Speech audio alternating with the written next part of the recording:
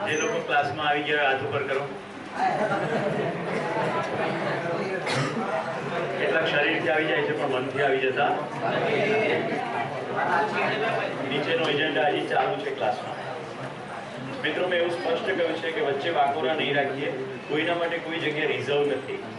તમે છતાંય હજી બાકોરા રાખો છો. જેવા વહેલા આવો તો જે સામાન છે એ ફ્રન્ટમાં મૂકીને બેસી જાઓ, એટલે લોકો પાછળથી ભરાવતા જાય. ચાલુ ક્લાસમાં વચ્ચે જગ્યા રાખો એટલે પાછળવાળાનો વિક્ષેપ પડે ને. આપણે આટલું કામ કર્યું હતું, હવે આપણે આગળ ચાલીએ. આગળના ગેપ પૂરો કરતો અસ્તિત્વમાં જેટલી વ્યવસ્થાઓ છે એ વ્યવસ્થાઓની અંદર કેવું પરસ્પરનું આદાન પ્રદાન છે એની ઉપર આપણું ધ્યાન ગયું. જીનેદ્ર જીવની પ્રવૃત્તિ આપણું એ પણ ધ્યાન ગયું હશે કે માણસ શું કરે છે. હવે આપણે માનવ દ્વારા જે પણ અવ્યવસ્થા સર્જવામાં આવી છે એનું આખું મોડેલ સમજીએ. તો હવે વચ્ચે હું મૂકું છું માનવ. માનવ દ્વારા સૌથી પહેલી એક વ્યવસ્થા સર્જવામાં આવે છે, એનું નામ છે પરિવાર. આપણે કબીલા યુગમાં પ્રવેશ્યા એ પહેલા ગુફા યુગ હતો. ગુફા યુગમાં એક પુરુષ શરીર ધરાવતો માનવ બીજા સ્ત્રી શરીર ધરાવતા માનવ સાથે શારીરિક સંબંધમાં ઉતરતો, પણ સંતાન ઉત્પત્તિનું એ સંબંધ કારણ છે એવી એને ખબર નહોતી, એવું માનવામાં આવે છે. ત્યાર પછી માતા પિતાના અને સંતાન પ્રત્યેના સંબંધોની થોડી સ્પષ્ટતા થઈ, અને પછી અત્યારે જે કહીએ છીએ એવો પરિવાર બનવાનો શરૂ થયો.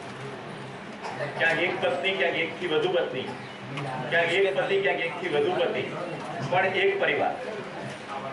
જે લોકો એક છતની નીચે સાથે બેસીને જિંદગી જીવે, ખાઈ પીવે. Is that clear? પહેલી રચના છે પરિવાર.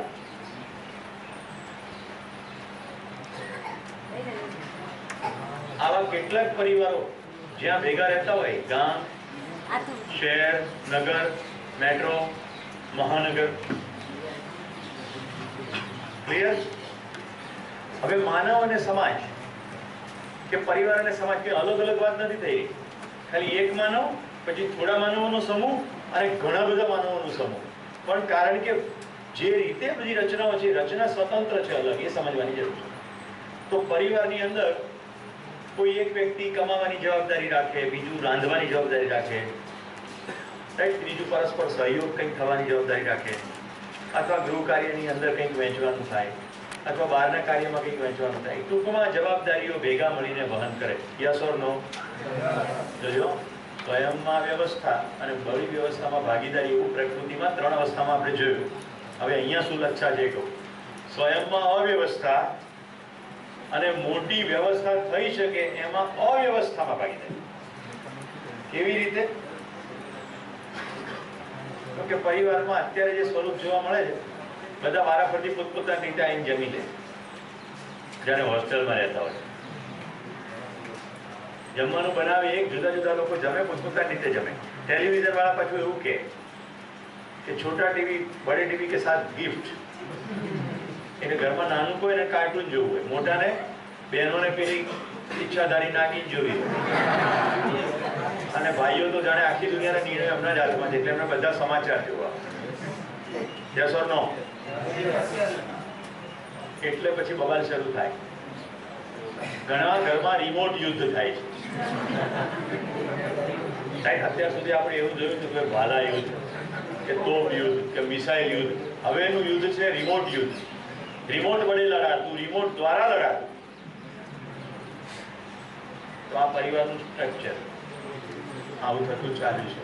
પણ મૂળભૂત રીતે વાત એવી હતી કે જવાબદારીનું ભેગા મળીને વહન થાય. ઓકે, હવે સમાજ ભેગો થયો એટલે એક પરિવારની જવાબદારીઓ નહીં, બલકે ખૂબ બધા પરિવારોની જવાબદારી ઉભી થઈ. જેમ કે શિક્ષણ, તો શિક્ષણની વ્યવસ્થા કરવી પડે. બધા ભેગા થઈને નીકળ્યા હોય, કોઈ કોઈને ભટકાઈ ના જાય, કોઈ કોઈનું ખેંચી ના લે, જવાબદારીઓમાં ડખા ના કરે, એટલે પોલીસ. સમજાય છે?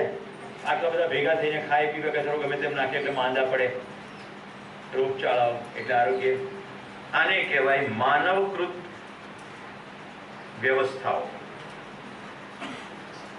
તેઓ અપેક્ષા વ્યવસ્થાઓની છે, પણ વ્યવસ્થિત છે એવો જે પ્રસ્તાવ મેં મૂક્યો હવે આમાં માનવ શું કરે જોઈએ, એમાં માનવનું ચિત્ર આપણે સમજવું પડશે. પેલા ઉપરના ચિત્રમાં એને શું કર્યું? પદાર્થમાંથી લીધું, પ્રાણમાંથી લીધું, જીવમાંથી લીધું, પાછું આપવાની કોઈ વાત નહીં. હવે આ બીજા ચિત્રમાં જોઈએ, જેટલું લેવાય એટલું પરિવારમાં મેક્સિમમ લો. આખા મધ્યયુગથી અત્યાર સુધીમાં બહેનોનું શોષણ જ થયું. નાકમાં નથડી, કાનમાં બુટ્ટી, ગળામાં મંગળસૂત્ર, કમરમાં કંદોરા, પગમાં ઝાંઝર, આ બધી એક સમયમાં બેડીઓ હતી. બહેનોને આ જગ્યાએથી બાંધવામાં આવતી. એની સાથે બે જ વસ્તુ થતી, કાં તો આખો દિવસ શ્રમ કરાવો અને સેક્સની ક્રિયાથી બચ્ચા પેદા કરો. ખૂબ બચ્ચા પેદા કરો એટલે ખૂબ કામમાં લાગે. જેને થોડો પણ ઇતિહાસનો અભ્યાસ હશે એને આ બધી વસ્તુની ખબર હશે. આવું થતું. અત્યારે આપણે બધાને શણગાર બનાવી દીધો અને આપણી એટલી હદે માન્યતા સ્વીકૃત છે, એટલી હદે સ્વીકૃત છે કે એ ન હોય તો આપણને બરાબર નથી લાગતું. આટલું તો હોય જ ને એમ. પરિવારમાં જેટલું લેવાય એટલું લો. એટલે કહેવાનો ભાઈ મોટો થાય એટલે સંપત્તિમાં ખેંચાય એટલું ખેંચો. તો પરિવારમાં જે હતું કોમન એને હું કેમ કરીને વધારે લઈ લઉં? તો પરિવાર લીધું. સમાજમાંથી પણ જેટલું લેવાય એટલું લો. હું ગાંધીનગરમાં રહું છું, મેં તો કહી દીધું ને, હું તો લેવા કે કડવામાં આવતો નથી. એટલે હું અસામાજિક તત્વ કહેવાય ટેકનિકલ. અમારા સમાજ કહેવાતા સમાજના જે પ્રમુખ કેમ કે તમે સુરેશભાઈ ક્યાંય આવતા નથી. મેં કીધું આવું 4 કાર્યક્રમોમાંથી બહાર આવીએ તો આવું. ખાટલા, પાટલા, ચાટલા, પાટલા. ખાટલા એટલે શું? લ્યો આવો, તમે અમારા ઘરે આવો. અમે ઘણી વાર કોઈ સામાજિક પ્રસંગમાં ભેગા થઈએ ને એટલે કે લ્યો હાલો ચા પીવા. પણ મેં કીધું આખું કુટુંબ તો અહીંયા આવી ગયું છે, પછી મારે ઘરે આવવાનું શું કારણ? ઘરે હાલો. હવે અહીંયા બરાબર દબાવ્યું છે ખમણ ઢોકળા, ત્યાં ઘરે જઈને ચા જાય ને, પણ એમને કે બસ ઘરે હાલો. આખું કુટુંબ આવી ગયું. સમજો કે એક જ આવ્યું ના બીજા આવે તો બધાને મળવાનો ભાવ હોય એટલે ખાટલા સમજાણું, પછી પાટલા. કિશનને ઘરે ગયા, પાણીનો ભાવ ન પૂછ્યો. પાટલા એટલે ખાવાની વાત. પછી ચાટલા એટલે તમામ પ્રકારનું લુકિંગ ગુડ. લગ્ન પ્રસંગની અંદર કેટલાનો ખર્ચો કર્યો, કેટલી આઈટમો હતી, કેટલા ધુમાડા કર્યા, કયો હોલ. ચાટલા લુકિંગ ગુડ, બધા પ્રકારનો શૃંગાર આવે.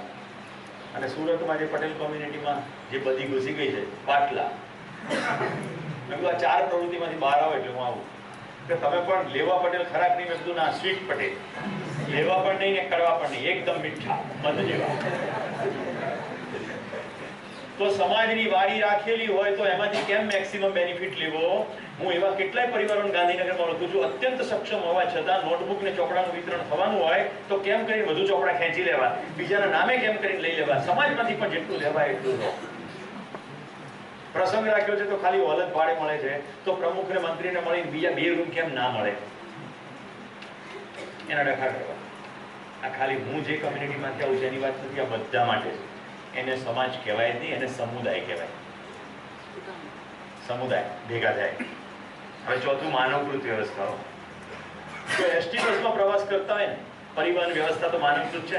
બેઠા બેઠા ધીરે રહીને બ્લેડ મારીને સીટો ફાડી નાખવાની, સિનેમા થિયેટરની સીટો ફાડી નાખવાની, એમાંથી રબર કાઢી નાખવાની. આવી પ્રવૃત્તિ છે કે નહીં? સમાજમાં જે વ્યવસ્થા ઉપલબ્ધ છે, સિવિલ હોસ્પિટલની અંદર ડોક્ટરની ઓળખાણ કાઢવાની અને એકદમ એસી બધા રૂમોનો પ્રબંધ કરવાનો. સમાજમાં જેટલી માનવકૃત વ્યવસ્થાઓ છે એમાંથી પણ લે જ લે. પાછું આપવાના નામ પર મીઠું. મિત્રો, આવું થાય ત્યારે શું થાય સમજો. આ બહુ ઇન્ટરેસ્ટિંગ વસ્તુ છે. એવું કહે છે કે જ્યારે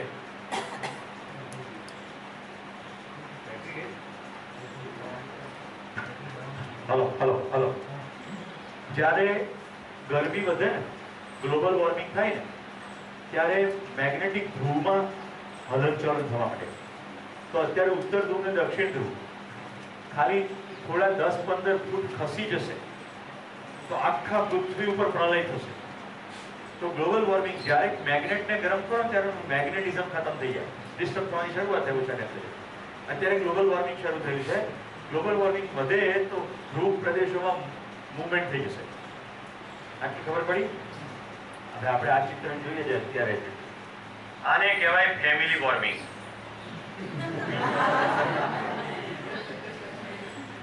જે ફેમિલીમાં વોર્મિંગ થશે એનું મેગ્નેટિઝમ ખતમ થઈ જશે અને ખતમ થવા માંડ્યું પણ છે. પરિવારમાં પરસ્પરની પ્રીતિ, વિશ્વાસ, સંબંધ, એકબીજાનું હોવાનું સુખ ખતમ થવા માંડ્યું છે. મેગ્નેટિઝમ ખતમ થવા. આપણી પાસે બે સમસ્યાઓ છે. આખું ચિત્ર ભેગું જોઈ લો. ગ્લોબલ વોર્મિંગ અને ફેમિલી વોર્મિંગ.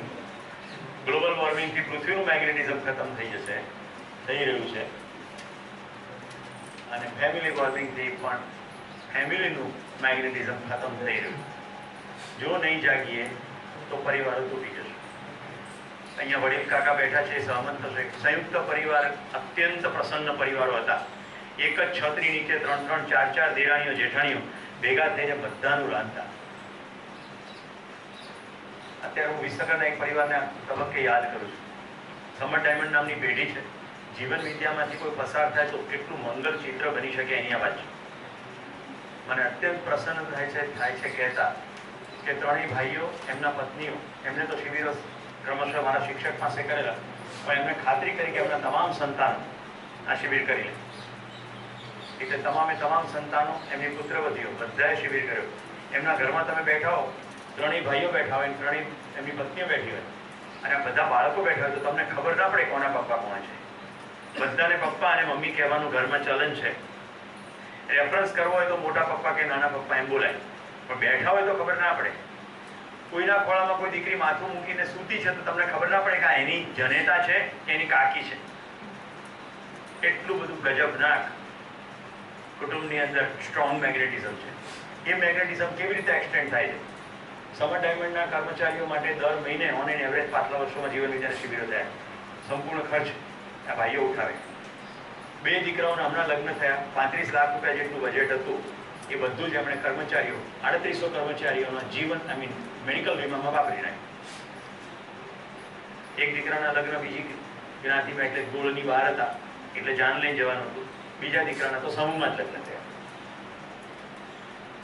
આ એવા પરિવારની વાત છે જે કંકોત્રીની સાથે ચાંદીના ડબ્બા મોકલી શકે.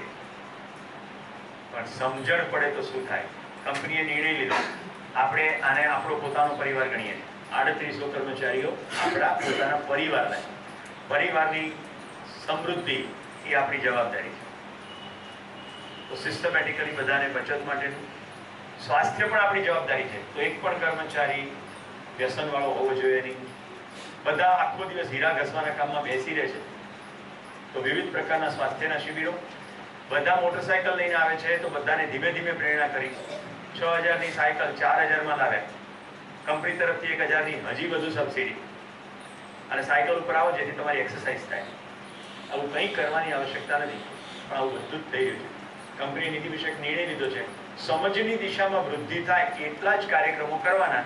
બીજા સારું લાગે એવા એક પણ કાર્યક્રમ નહીં કરવાના. સમાજમાંથી ફંડ ઉઘરાવા આવે તો ગોવિંદભાઈ સીધે સાદો પ્રશ્ન પૂછે પોતાની જાતને અને પેલાને પણ. આનાથી સમાજમાં સમજની વૃદ્ધિ થશે, સમજણમાં ફરક પડશે. તો કરવાનું, નહીં તો નહીં કરવાનું. ખ્યાલ આવે છે? કોઈને હાંકી શકાતા નથી. ઓફિસમાં ત્રણેય ભાઈઓની પાછળ ડિઝાઇન મેં જ કર્યું છે, બોર્ડ લાગેલું છે, આનંદો ખુલ્લા દિલથી કહી દો. પાછળ પાટિયું લાગ્યું છે, કર્મચારી કોઈ પણ મળવા જાય તો પહેલા પાછળ વાંચે, આનંદો ખુલ્લા દિલથી કહી દો. તો કશું સંકોચ રાખવાની જરૂર નથી. પ્રશ્નો, પીડા શેર કરો. અને હવે તમે જાણશો તો હાઈટ લાગશે. જેમની બેલ્જિયમમાં, યુકેમાં, મુંબઈ, ચેન્નાઈ તો ખરું જ મલ્ટીનેશનલ લેવલે બિઝનેસ ચાલે છે, એવા આ ડાયમંડના વેપારી સ્ટાફના કર્મચારીઓની સાથે મહિનામાં એકવાર બસમાં બેસીને એમની સાથે જાય છે. કોઈ એકના ઘરે રહે, એ ગામની અંદર જેટલા કર્મચારીઓ આવતા હોય બધાની સાથે સાંજે બેસે વાળું કર્યા પછી. રાત્રે ઘરમાં જેવી સગવડ છે એમાં મારે બીજે દિવસે ત્યાં સવારે નાસ્તો કરીને પાછા બધાની સાથે ફેક્ટરી આવે. આવું ત્રણેય ભાઈઓ નિયમિત રીતે કરે. આ તાકાત છે વિદ્યાની. સમજણ પડશે એટલે નિરર્થક વસ્તુ છૂટી જ જશે. સમજણ પડશે એટલે સાર્થક નિર્ણયો થશે જ થશે. કાર્ય અને વ્યવહારની બાબતમાં એકદમ સટીકતા. તો મિત્રો, અત્યારે જે ચિત્ર છે આ ચિત્ર છે, સોરી,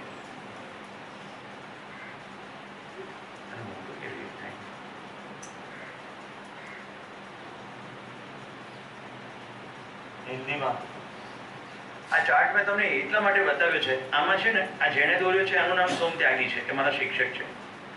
તમે જો તમને ક્વેશ્ચન માર્ક મૂક્યા છે, મેં જરા એનાથી જુદી રીતે ચાર્ટ બનાવ્યો. ક્વેશ્ચન માર્ક કોઈ છે, પાછા આપવાની બાબતમાં ક્વેશ્ચન માર્ક છે. જે મેં પાછા આપવાનું છે જ નહીં એવું કહ્યું. મતલબ કે આ બધા કામ કરવાના ક્ષેત્રો થયા. ત્યાં શું કરશું? એટલે ચાય પે ચર્ચા મેં તમને ક્વેશ્ચન આપ્યો કે ગ્લોબલ વોર્મિંગ સંદર્ભમાં હું શું કરીશ. તો હવે આજે રાતને ગોષ્ઠી અને જે પણ સમય મળે એની અંદર જે ચર્ચા કરવાનો વિષય છે, અત્યાર સુધી શું ધ્યાન ગયું, અને બીજું ફેમિલી વોર્મિંગ ઘટાડવામાં હું શું કરું.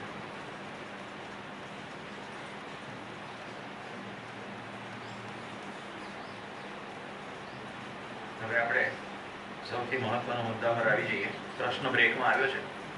માનવ સુખી થવા ઈચ્છે છે, પણ સુખ એટલે શું ખબર પડતી નથી. માથું ભારે થઈ ગયું છે, કન્ફ્યુઝ છું.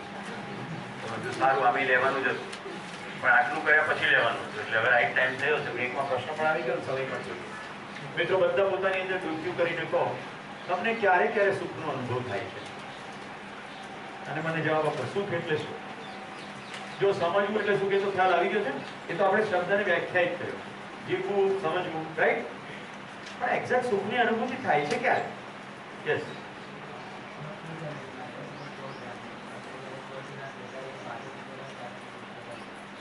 એવું કે છે 14 જણા પરિવારમાં છે, જ્યારે ભેગા મળીને સાથે જમીએ અને વાતો કરીએ ત્યારે અમને સુખનો અનુભવ થાય. ગુડ.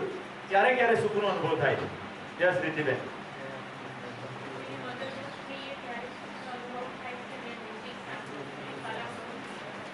મ્યુઝિક સાંભળતી વખતે અને કોઈને મદદ કરીએ ત્યારે. આ બંને કેટેગરીકલી અલગ છે. મ્યુઝિક સાંભળીએ છીએ તે સંવેદનાત્મક મજા છે, સંવેદનાત્મક મજા છે. અને કોઈને મદદ કરીએ એ જુદી અનુભૂતિ. યસ, બીજાને આનંદિત કરી શકે અથવા જોઈ શકે, કરી શકે અને જોઈએ. આપણા તરફથી કોઈને ખુશ ત્યારે સુખનો અનુભવ થાય. Very good. ક્યારેક ક્યારે સુખનો અનુભવ થાય?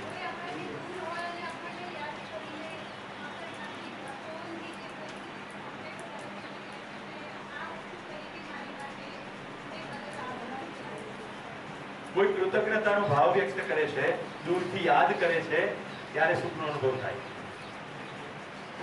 જો હજી ઊંડાણથી જો ક્યારે ક્યારે સુખનો અનુભવ થાય, અથવા સુખ શબ્દનો સીધો અર્થ તમારી જાતે કરવો કરે. ગમતી વસ્તુ મળી જાય ત્યારે, ગમતી વસ્તુ મળી જાય ત્યારે, અપેક્ષાઓ સંતોષાઈ જાય ત્યારે. ધવલ, આપણા કારણે બીજું કોઈ આગળ વધે છે તો એ એક અલગ જ ઈર્ષ્યા નથી થતી? આપણા કારણે કોઈક આગળ વધે છે ત્યારે. બોલો અમોલા. કોઈના સુખમાં, પણ એ તો પ્રશ્ન સુખનો છે, એમાં પછી વ્યાખ્યામાં સુખ થોડું આવે. ખુશીઓ વહેંચવાથી સુખ મળે છે, કોઈની ખુશીમાં સહભાગી થઈએ છીએ તો સુખ મળે. બોલો બોલો, તમે બોલો. સુખનો અનુભવ ક્યારે થાય? સુખ એટલે શું પછી સમજીએ.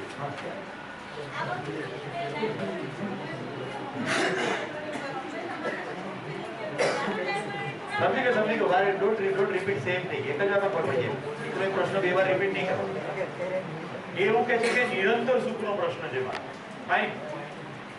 તો નિરંતર સુખ ક્યારે મળે? પહેલા સુખ મળે સમજીએ તો નિરંતરતાની ખબર પડે. સંતોષ. જુઓ, અપેક્ષાઓ સંતોષાઈ જાય, ઈચ્છા પ્રમાણે થઈ જાય, ગમતી વસ્તુ મળી જાય, કોઈ મને યાદ કરી લે. આ બધી વસ્તુ નિરંતર છે કે ટેમ્પરરી? આપણને ટેમ્પરરી સુખ જોઈએ છે કે નિરંતર? હવે કહો તો સુખ એટલે શું? જ્યારે પૂર્ણતાનો અનુભવ થઈ જાય તો હવે પાછો બીજો પ્રશ્ન આવશે, પૂર્ણતા એટલે શું? યસ પ્રાંશુ? આપણને અંદરની શાંતિ થઈ જાય કે બસ જેટલું છે, જેટલું કરવું છે એટલું બધું બરાબર છે. જેટલું કરું છું એટલું પૂરતું છે એવું લાગવા માટે ત્યારે સુખ. ઓકે, બધા પ્રશ્નોના સમાધાન મળી જાય પોતાના સ્તરે થયું. પછી બાર એ તો પાછું બાકી રહ્યું, 4 લેવલ તો છે જ સુખના. યસ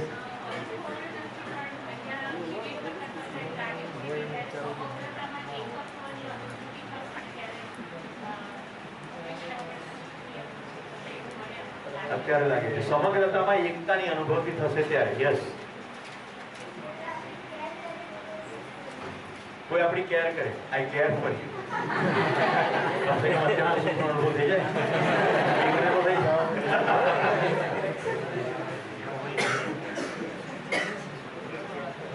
કોઈ આપણને પેમ્પર કરે, કોઈ આપણને પંપાળે. અત્યારે છે ને મને કોઈ માથામાં તેલ નાખી આવે, મારા માથામાં ધીમે ધીમે હાથ ફેરવે, અને એ વખતે પાછું મસ્ત મસ્ત કોઈ ગીત ગાય રાજવી જેવું, અને એ વખતે મંદ મંદ પવન આવતો હોય, એ પવનની અંદર પછી ગુલાબની હલકી હલકી ખુશ્બુ હોય. આ સુખ છે. આમાંથી કશું પણ સુખ નથી. આ બધી મજા છે જે નિરંતર છે નહીં. 5 મિનિટ 10 મિનિટ 15 મિનિટ તેલ નાખવાનું ગમશે, પછી તો હવે બસ હવે તોડી નથી નાખવાનું. એકનો એક સવાલ રિપીટ કરે છે તો એમ થાય છે કે શું રિપીટ કરે છે? મોનોટોની. આપણે વૈવિધ્યના ભૂખ્યા છીએ, એટલે વિવિધતા નહીં મળે એટલે તરત જ ઉભાઈ જઈશું. એટલે રોજ ભાખરી થતી નથી, ક્યારેક ગાંડવો મારા ઘર છે, બધાના ઘરે ઢોકળા આ બેઠી અને બરાબર થોડા સમયના અંતરે ટીંડોળાનું શાક. પણ એટલું પણ ધીમે ધીમે ટીંડોળાનું શાક ભાવવા મળશે એવું લાગે છે હવે, કારણ કે એટલી વિવિધતાની રીતે ટીંડોળાનું શાક ઘરમાં બને છે. કારણ કે એના મનમાં એવો ભાવ છે કે ફોલિક એસિડની ડેફિશિયન્સી ના થઈ જાય, કોને કરે ઢીંડોળા ખવડાવો. ઓકે, સુખ, નિરંતર સુખ. તો મિત્રો પ્રસ્તાવ મૂકું તમારી સામે. જો એવું છે કે નહીં, સ્વીકૃતિ કે ભાવ में जीना बराबर सुख. જોઈ લો તમે જેટલા જવાબો આપ્યા એને જુઓ કેટેગરી. સ્વીકૃતિના ભાવમાં જીવવું એટલે સુખ. હું અહીંથી હિમાલય જાઉં છું, ત્યાં સખત ઠંડી છે, પણ મેં તો એને સ્વીકૃત કરેલું છે ને અહીંથી, એટલે મારે એનું કોઈ પીડા નથી. શરીરને ઠંડી લાગે છે તો જેકેટ પહેર્યું છે વગેરે છે, પણ એનું કોઈ પીડા નથી, કારણ કે સ્વીકૃત છે. પણ મારી સાથે એક ભાઈ આવ્યા છે, એ કે યાર બહુ ઠંડી, તમને શું ખબર મનાલીમાં શું મજા પડે છે. કોણે આવવાનું કીધું હતું? અમદાવાદમાં રેડી જતા.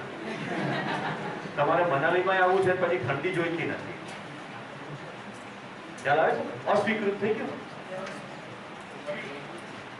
જો બધી જ વસ્તુઓ બતાડું, જ્યાં સુધી સ્વીકૃતિ છે ત્યાં સુધી જ સુખની અનુભૂતિ. હવે મજાના ક્ષેત્રમાં કહીએ, રસગુલ્લા 1 ખાધું 2 ખાધું 4 ખાધું 6, પછી હવે નહીં. એટલે જેમાંથી મજા આવતી હતી ને એમાંથી મજા બંધ થઈ જશે, જે સુખ નથી. હવે નિરંતર સ્વીકૃતિ જોઈએ, નિરંતર સુખ જોઈએ. निरंतर स्वीकृति के भाव में जीना बराबर निरंतर सुख को अनुभूत करना. प्रस्ताव. निरंतर सुख में केवी रीते जीवવું? तो कही दो एनो जवाब. स्वीकृति मात्र व्यवस्था की ही होती है, किसी को भी अव्यवस्था स्वीकृत नहीं है. तो निरंतर व्यवस्था समझिए અને નિરંતર વ્યવસ્થામાં જીવીએ તો અને તો જ નિરંતર સુખની અનુભૂતિ થાય. ઇતિ સિદ્ધમ.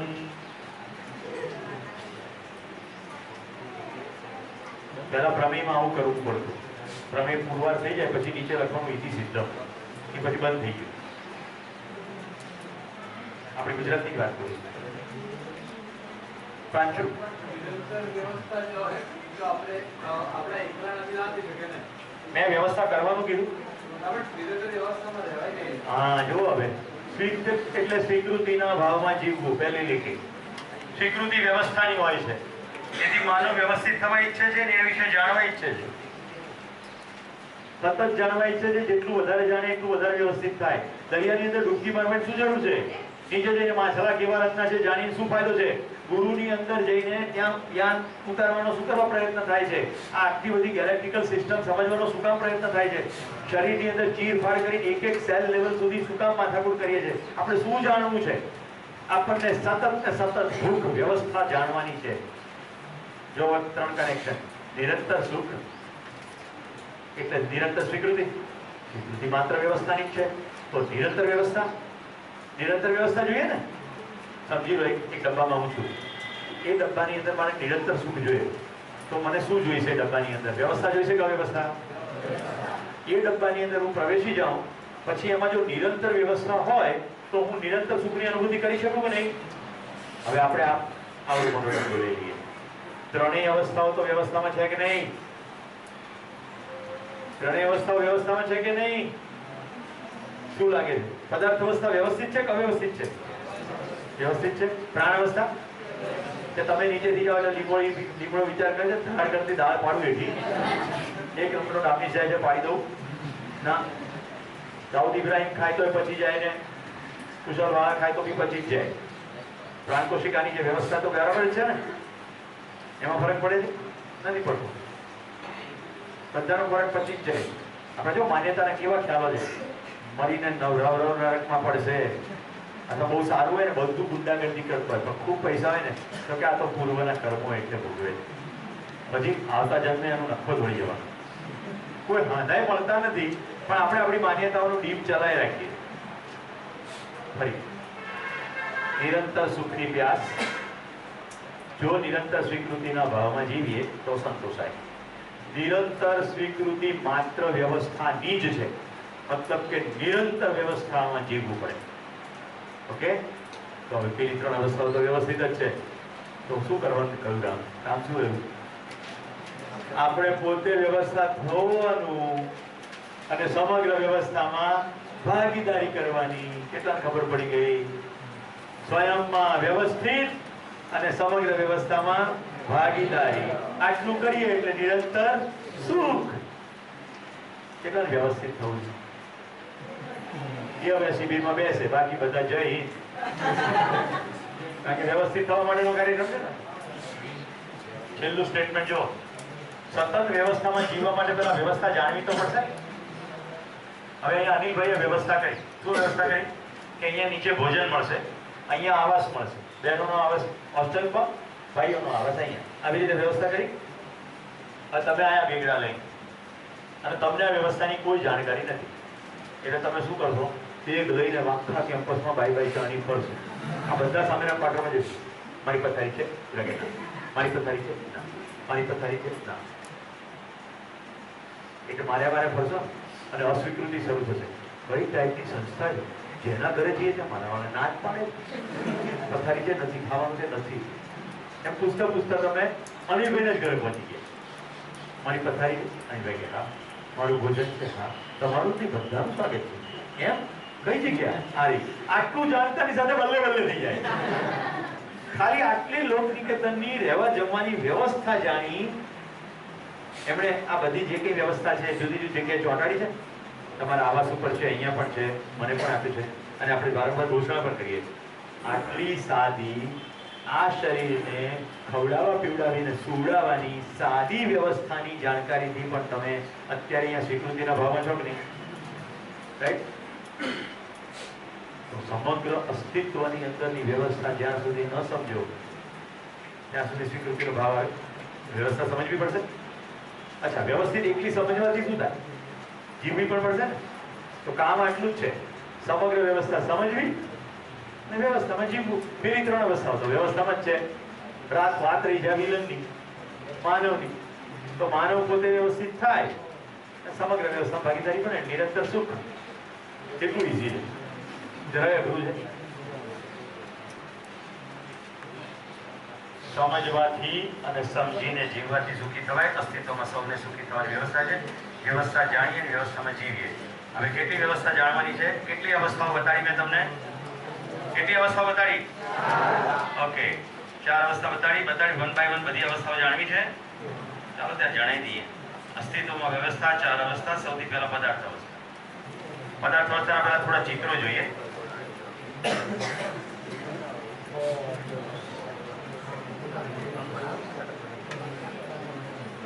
શું છે? પદાર્થ અવસ્થાની એવી ગોઠવણ અને પ્રકાશને કારણે પાછળ થતું એક ચિત્ર. That's it. આનાથી વધારે કશું આમાં છે નહીં. પણ જો તમે એવું ચિત્ર પહેલા ક્યારેક જોયું છે, એવું ચિત્ર પહેલા ક્યારેક જોયું છે અને એ ચિત્રની સાથે કોઈ નામ વાંચ્યું છે અને તમે એ માની લીધું છે, તો પછી એને અનુરૂપ તમે આ ચિત્રની અંદર પ્રોજેક્શન કરશો તમારી અંદર કે ભાઈ માં શેરોવાલી, રાઈટ? જય કરો શેરોવાલી દા, બોલે સચ્ચે દરબાર કી જય. કે વૈષ્ણોદેવી ગયા હશે અને આમાં બધા નારા સાંભળ્યા. હવે હું મારી સચ્ચાઈ કહી દઉં. જો આવી રીતે કોઈ વાત ઉપર બેસીને આવે અત્યારે, તો હું સૌથી પહેલું જૂ ઓથોરિટી ઓફ ઇન્ડિયાને ફોન કરું કે આ બિલકુલ શોષણ થઈ રહ્યું છે વાઘનું, રાઈટ? શું લાગે છે તમને? યોગ્ય કહેવાય ખરું?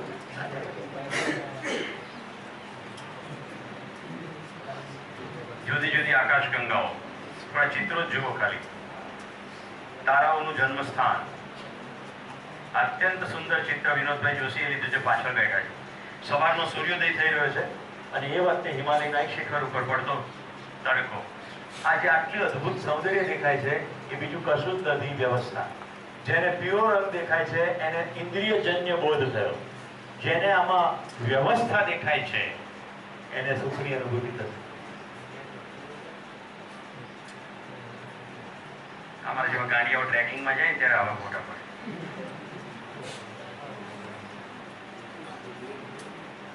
વ્યવસ્થા છે કે અવ્યવસ્થા છે? ના કે પાણી હેઠું ના પડવું જોઈએ, ઉપર જ પડવું જોઈએ. Grand Canyon of Colorado, United States. વ્યવસ્થા છે કે અવ્યવસ્થા છે? જુદી જુદી જે પણ પ્રાકૃતિક બાબતો તમે જોવો છો બધી પદાર્થ અવસ્થા છે. હવે પદાર્થ અવસ્થામાં આપણે વ્યવસ્થા જોઈએ. હોના और रहना, power of 10.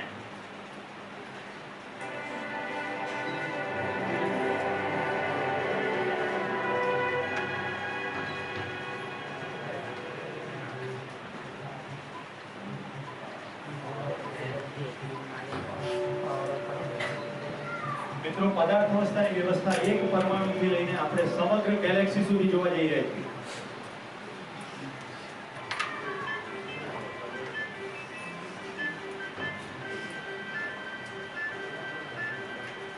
The picnic near the lakeside in Chicago is the start of a lazy afternoon, early one October. We begin with a scene 1 meter wide, which we view from just 1 meter away.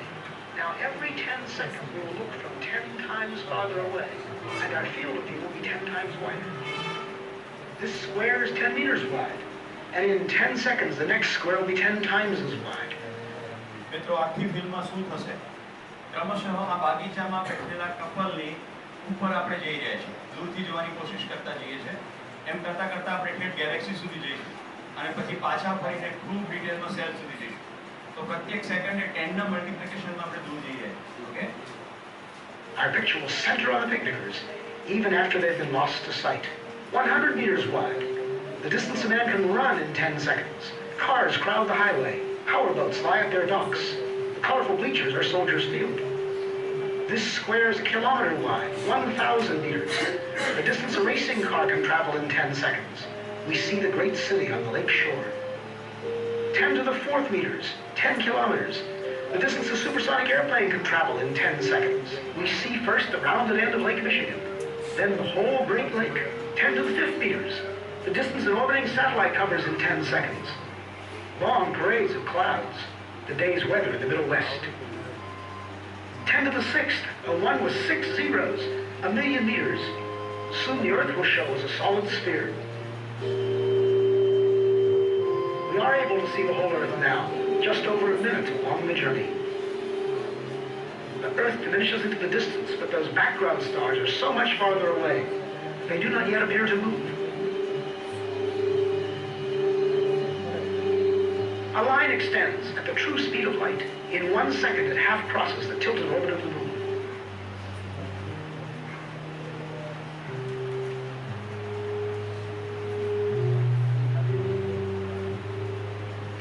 Now we mark a small part of the path in which the Earth moves about the Sun.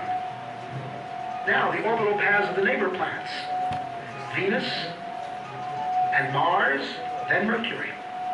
Entering our field of view is the glowing center of our solar system, the Sun, followed by the massive outer planets, swinging wide in their big orbits.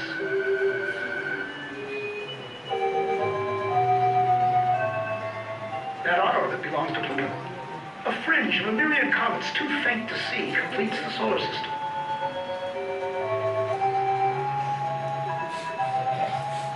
Ten to the 14th. As the solar system shrinks to one bright point in the distance, our sun is plainly now only one among the stars. Looking back from here, we note 4 southern constellations, still much as they appear from the far side of the Earth. This square is 10 to the 16th meters, 1 light year, not yet out to the next star. Our last 10-second step took us 10 light years further. The next will be 100. Our perspective changes so much in each step now that even the background stars will appear to converge. At last we pass the bright star Arcturus and some stars of the Dipper. Normal but quite unfamiliar stars and clouds of gas surround us as we traverse the Milky Way galaxy.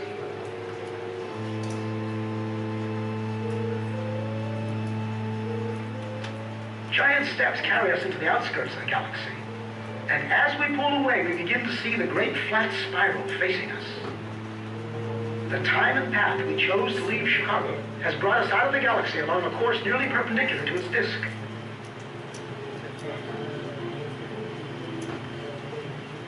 The 2 little satellite galaxies of our own are the clouds of Magellan. 10 to the 22nd power, a million light years. Groups of galaxies bring a new level of structure to the scene. Glowing points are no longer single stars, but whole galaxies of stars seen as one. We pass the big Virgo cluster of galaxies among many others, 100 million light years out. As we approach the limit of our vision, we pause to start back home. This lonely scene, the galaxies like dust, is what most of space looks like. This emptiness is normal. The richness of our own neighborhood is the exception. The trip back to the picnic on the lakefront will be a sped-up version, reducing the distance of the Earth's surface by 1 power of 10 every 2 seconds. In each 2 seconds, we'll appear to cover 90% of the remaining distance back to Earth. Notice the alternation between great activity and relative inactivity, a rhythm that will continue all the way into our next goal, a proton in the nucleus of a carbon atom beneath the skin on the hand of the sleeping man at the picnic.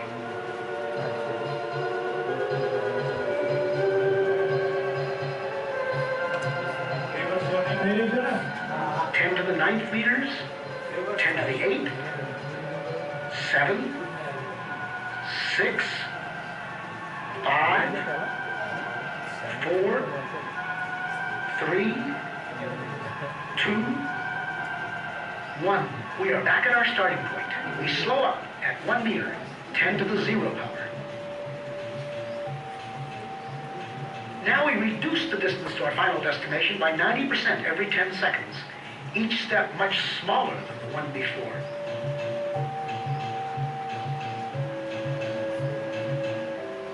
At 10 to the minus 2, 1/100th of a meter, 1 centimeter, we approach the surface of the hand.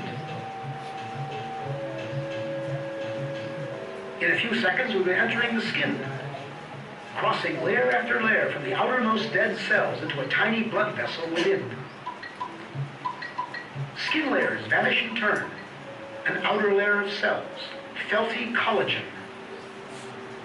The capillary containing red blood cells and a roughly lymphocyte.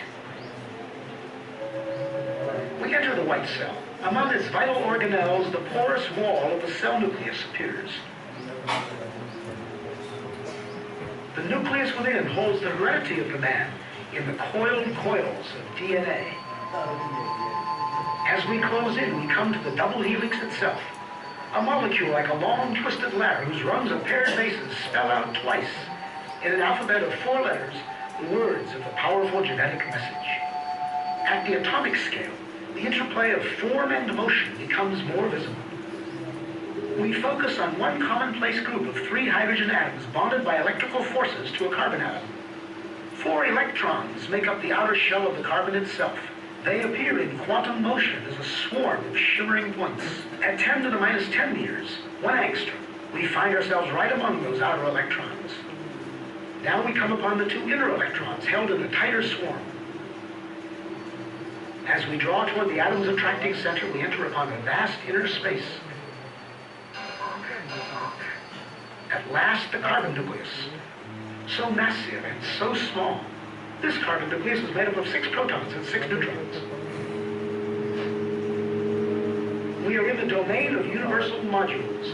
There are protons and neutrons in every nucleus, electrons in every atom, atoms bonded into every molecule out to the farthest galaxy.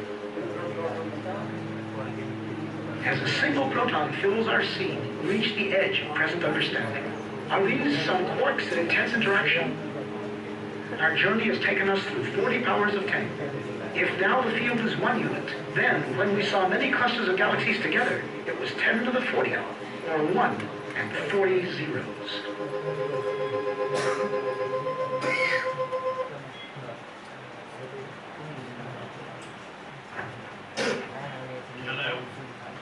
કેવી વ્યવસ્થા છે? પદાર્થાવસ્થામાં માઇક્રોથી macro સુધી એક જ સરખી વ્યવસ્થા છે અને એ વ્યવસ્થા હું તમને અહીંયા થોડો ડેમો કરીને બતાવવાની કોશિશ કરું છું. કેન્દ્રની અંદર 1 અથવા 1થી વધુ અંશો પોતાની ધરી ઉપર સતત ને સતત વર્તુળાકાર ગતિ કરે. કેવી રીતે?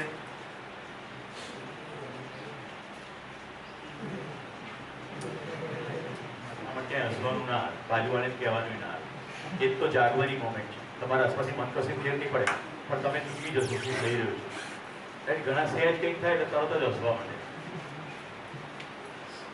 પોતાની ધરી ઉપર 1 કે 1થી વધુ અંશો. હવે અંશ શબ્દ વાપર્યો છે મેં નવો. અત્યાર સુધી તમે કેમેસ્ટ્રીની અંદર ન્યુટ્રોન, પ્રોટોન, ઇલેક્ટ્રોન શબ્દ વાપરતા આવ્યા. આજ સુધી સંસારમાં એક પણ વૈજ્ઞાનિકે ના તો ન્યુટ્રોન જોયો છે ના ઇલેક્ટ્રોન જોયો છે.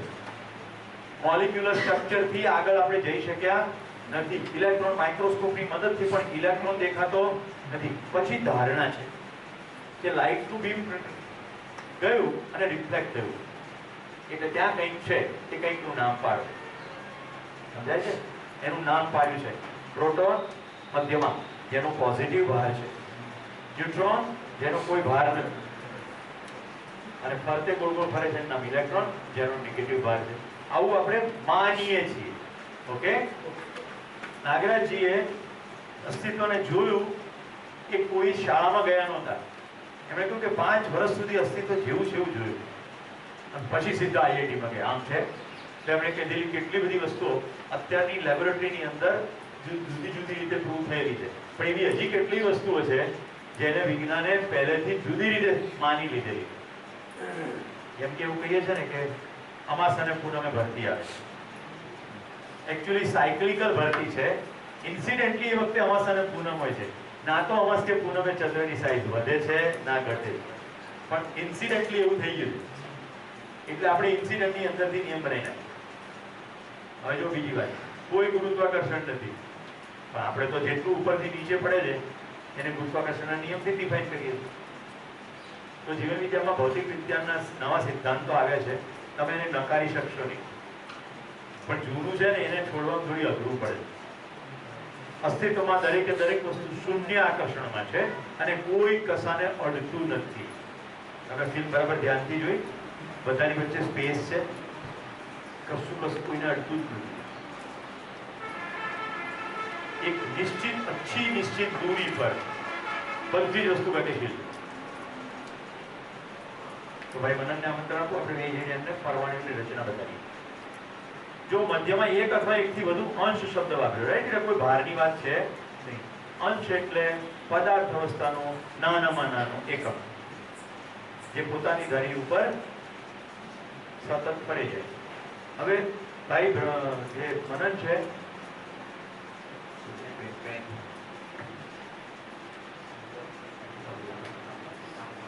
તમે દોરી દો, એક મધ્યમાં બતાવો, ચારેક કક્ષા બતાવો.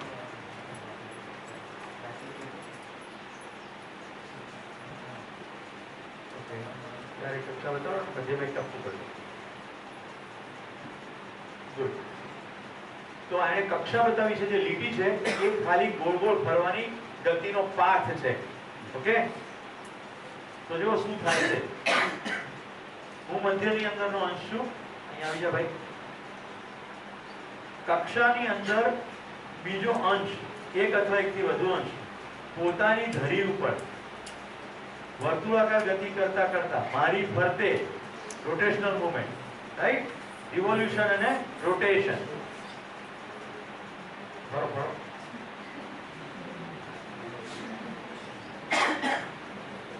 ધ્યાનથી જુઓ. આ શિબિરની અંદર એટલો આપણી પાસે સમય નથી હોતો કે ભૌતિક વિજ્ઞાનના બધા નિયમો અહીંયા સમજાવાય. અને એટલું તમને કહી દઉં કે ભૌતિક વિજ્ઞાનના નિયમોને એકદમ સિસ્ટમેટિક રીતે એની ભૂલો સાથે સમજાવી શકાય કે આટલી ઉણપ છે અને આટલું પરફેક્ટ. થેન્ક યુ મનન માટે. હવે જો જે ચિત્રાત્મક દોર્યું છે આપણે એને વધારે થોડું દોરીએ.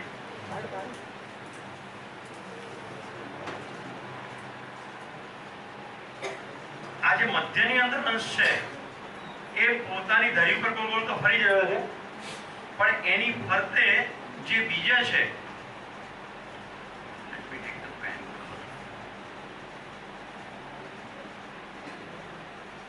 સમજો કે આ એક અંશ છે,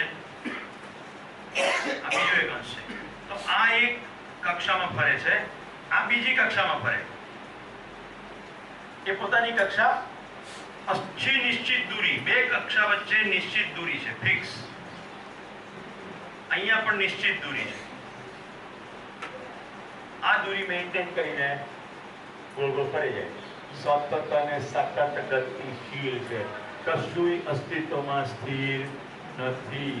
કટાઈ જવાની ઘટના શરીરમાં પણ સતત થઈ જ રહી છે. એન્ટ્રોપી કે છે, એન્ટ્રોપી એન્ટ્રોપી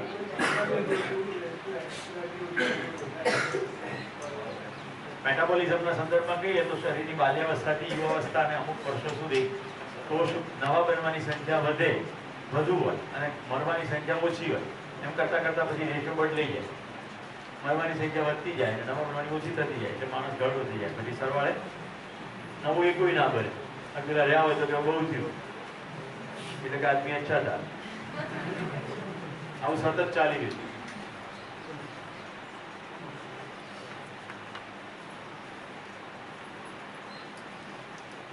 સતત ગતિશીલતાને કારણે તમામ પ્રકારની સંરચના અને વિરચના શક્ય છે. કેવી રીતે? તો ભૌતિક પદાર્થમાં બે પ્રકારના પરમાણુ જોવા મળે. એક પરમાણુ કેવા છે? ભૂખ્યા પરમાણુ, અને બીજા પરમાણુ છે અજીર્ણ પરમાણુ. જો બતાડું હવે એની રચના.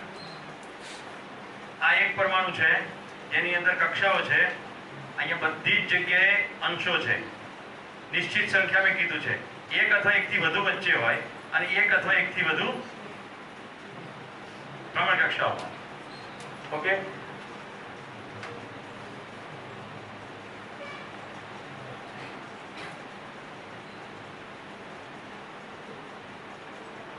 આવો એક બીજો. હવે એક્ઝેક્ટ મેં તો ત્યાં કોપી પેસ્ટ કર્યો છે, પણ એવું જરૂરી નથી. એક અથવા એકથી વધુ અંશો મધ્યમાં અને એક અથવા એકથી વધુ અંશો ભ્રમણ કક્ષામાં.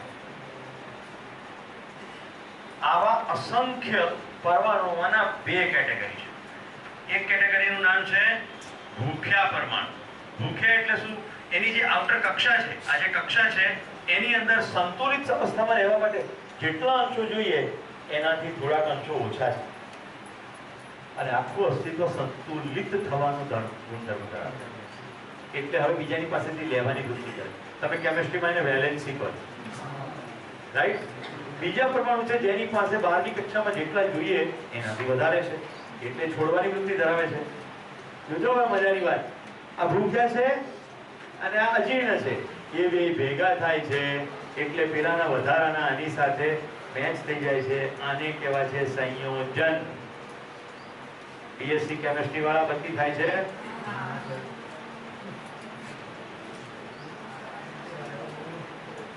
બેન કે છે આવું સમાજમાં થાય તો એટલે તો સમજવાનું. એકદમ સાચું, મને એકદમ બહુ જ સારું લાગ્યું. આપણી આવશ્યકતાથી આપણી પાસે અધિક હોય અને આપણે એની પર નાગોબા થઈ બેઠા હોઈએ. મરાઠીમાં નાગોબા, વિનોબા, નાગોબા, એને બદલે બીજાને આપીએ ભૂખ્યા પરમાણુ. આપણે અજીર્ણને કારણે બીમાર થઈએ. આપણે શહેરોની અંદર અદોલવાપણાની સમસ્યા છે, વજન વધવાથી થતી બીમારીઓની સમસ્યા છે, અને પેલી બાજુ કુપોષણની સમસ્યા છે. જો અહીંયાથી વધારાનું ત્યાં આપી દેવામાં આવે તો આ સ્વસ્થ અને પેલા સ્વસ્થ. કેટલા સમજણ પડી જાય, કેટલું જોરદાર. આપણી પાસે કબાટમાં થપ્પા થપ્પા કપડાના ભર્યા હોય, પેલા નાગા ભૂગા રખડતા હોય એટલે એને એમ થાય કે ચલો આજ તો કુલાડી લઈને ઘર તોડીએ. પછી આપણે રોવા બેસીએ છીએ મારું ઘર તોડ્યું, પણ પહેલા આપી દીધા હોય તો કશું તોડવું ના પડે. કબાટનું બહારનું જ ખોલવાની જરૂર છે, તોડવાની ક્યાં જરૂર છે? તમે સામેથી જ ઇન્વાઇટ કરો એટલે આય.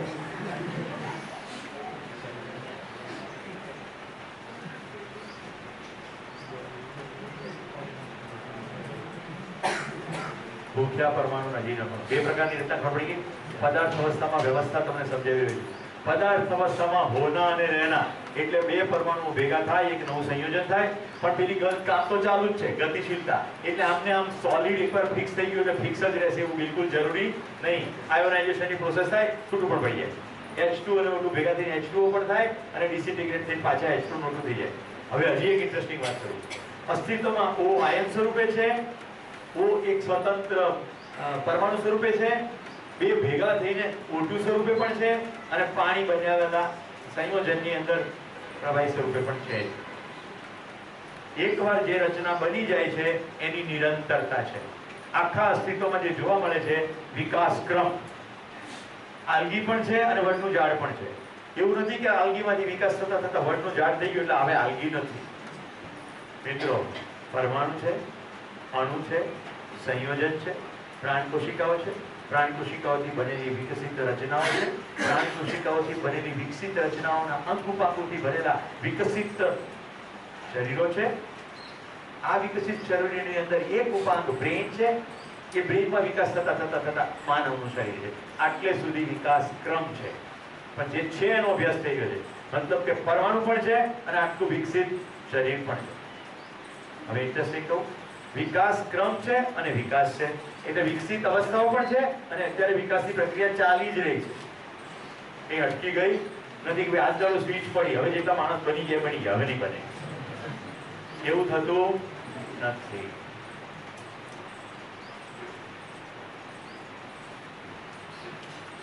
પદાર્થ અવસ્થાની વ્યવસ્થાની ખબર પડી. હોના और रहना કેટલીક સુંદરતા જુઓ. માઉન્ટ આબુના ઓગસ્ટ મહિનાના એક ટ્રેકિંગ દરમિયાન ગુરુ શિખરથી ઓરિયા નીચે ઉતરતા ઢગલાબંધ મેં કરોડિયા જાળા ફોટા પડે, પણ આ મને બહુ વધારે ગમ્યું. હવે જેને આના હારમાં સુખનો અનુભવ થવા લાગે એને પછી ચાંદીના, પિત્તળના, સોનાના, એલ્યુમિનિયમના હાર પહેરવા પડે. લાગવું જોઈએ ને હજુ, એ છે ને એ વાત બધી લાગવાની. હવે એક ઇન્ટરેસ્ટિંગ બતાડું.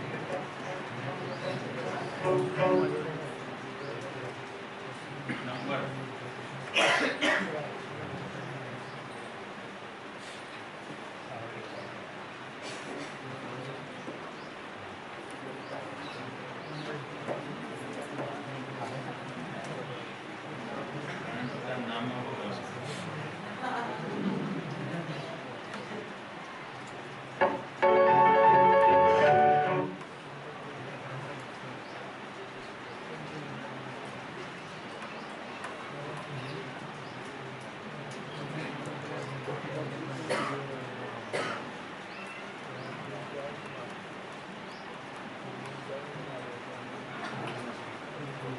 There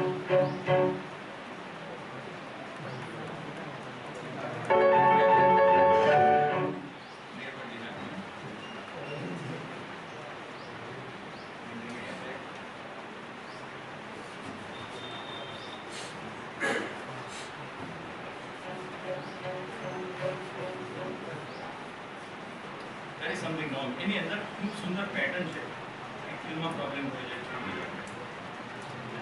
હવે પદાર્થ સમજતાની વ્યવસ્થા ખબર પડી જાય તો શું થાય જો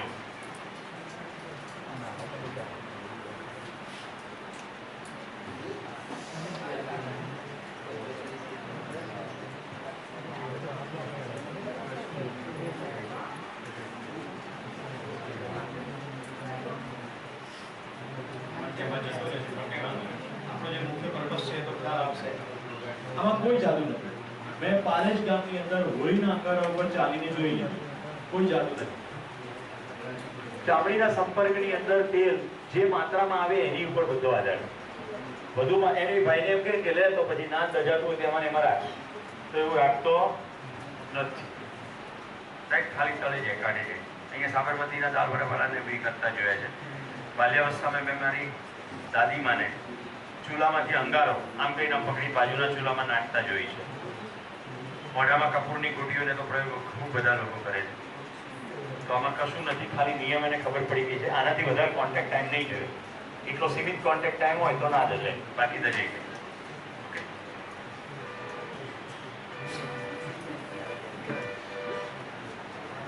રાખશે નહીં હાથ. ઓકે, ઠીક છે. તો આઈ થિંક તમને પદાર્થ અવસ્થાનો ખ્યાલ આવી ગયો. હવે પદાર્થ અવસ્થાના કેટલાક એકમો જોઈએ.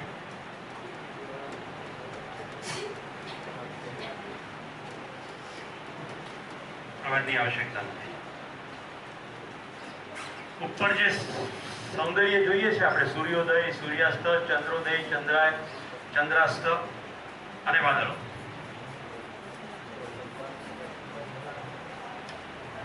આ બધી પદાર્થ અવસ્થાની વ્યવસ્થા છે. જે લોકો વિમાનમાં ઉડ્યા હશે એને ખબર છે કે પૃથ્વી પરથી અમુક ઊંચાઈ સુધી વાદળો છે અને મોટાભાગના વિમાનીઓ, કપ્તાનો વાદળોથી ઉપર ઉડવાનું પસંદ કરે છે, જેથી કરીને ઓછો અવરોધ નડે. અને વિમાન જ્યારે વાદળોમાંથી પસાર થાય ત્યારે ઘણી બધી વાર વાઇબ્રેટ થાય છે, કારણ કે હવાની અંદર ભેજની માત્રા વધારે છે. પાણીનું વરાળ જેવું ફોર્મ છે, પણ છતાં એ પદાર્થ છે એટલે અવરોધ ઊભો થાય છે. આપણે બધા ચિત્રો જોઈ લીધા, રાઈટ? ખૂબ બધું સૌંદર્ય છે, પણ આખો મુદ્દો એટલો છે કે જે પણ સૌંદર્ય જોઈએ છે એ બધું સરવાળે પદાર્થનો વૈભવ છે. આપણને આ બધા વસ્તુઓ જોઈએ ને ત્યારે આપણને એમ જ લાગે કે પાણી વહે છે, પહાડ ઊંચો છે, નીચો છે. આપણને વ્યવસ્થાનો બોધ થતો નથી. વ્યવસ્થા લાગવા માંડે ત્યાર પછી સુખ શરૂ થાય છે કે આ કેટલી અદ્ભુત વ્યવસ્થા છે અને હું વ્યવસ્થાનો ભાગ છું. હવે પ્રાણ અવસ્થા જોઈએ.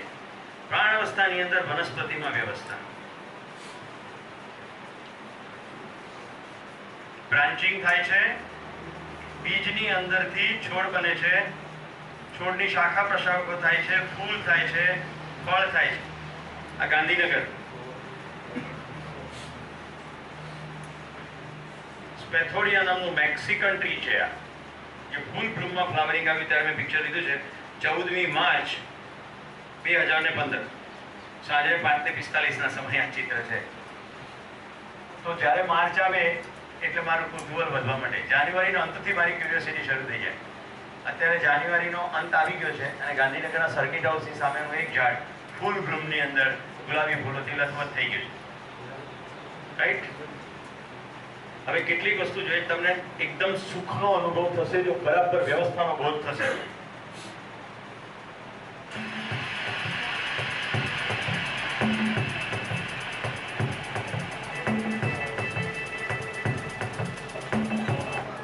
કહી ચૂક્યો છું કશું સ્થિર નથી. બેઝિક સ્ટ્રક્ચર બતાવી દીધું કેવી રીતનું અસ્થિર છે, રાઈટ? હવે એનો ઇન્ટરપ્લે જુઓ, એનું સૌંદર્ય જુઓ.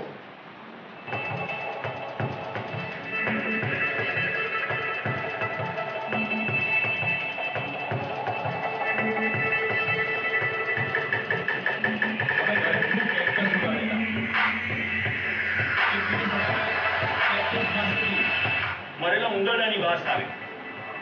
તો મારા પત્ની વિચારે કે આ બધું મરેલા ઉંદરડાની વાસ કેમ નહીં આવે છે? પણ એ કેક્ટસનું ફૂલની અંદરથી મરેલા ઉંદરડાની વાસ આવતી હતી. એની અંદર નિશ્ચિત પ્રકારની પેલી મોટી ગંદી માખીઓ હોય છે ને, એ જ માખીઓ ત્યાં ખેંચાઈને આવે. પોલિનેશનની આખી પ્રક્રિયામાં વ્યવસ્થા એ જ છે. એટલે કુદરતી વાસ એમાં એવી જ ચૂકેલી.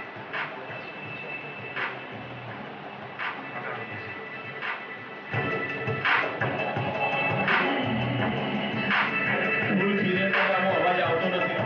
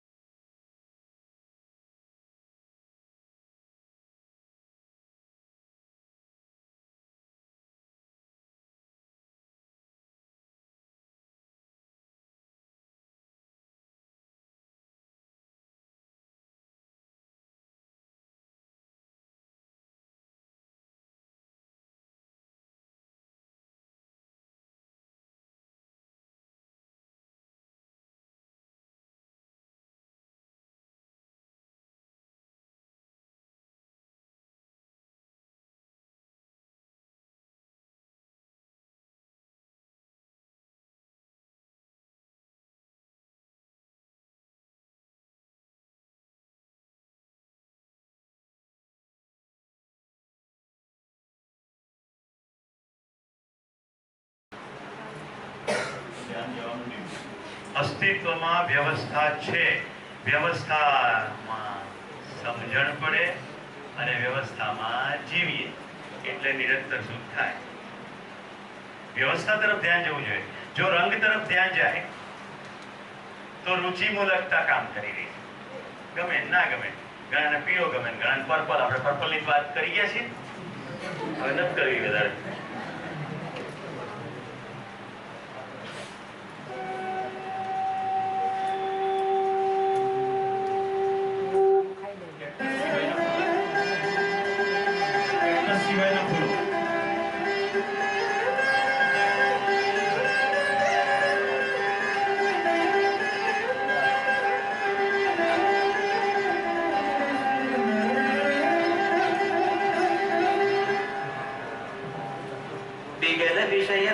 साधुलोक प्रगत निषेध्य समस्त भव्यदायी प्रकटरुचि विदार दीप्तमूर्ते शबरिगिरीश तवास्तु सुप्रभात. यमनियम परैर्विशुद्ध चित्ते यमनिवह हृदि दृश्यमान मूर्ते समित सकलताप शंभु शबरिगिरीश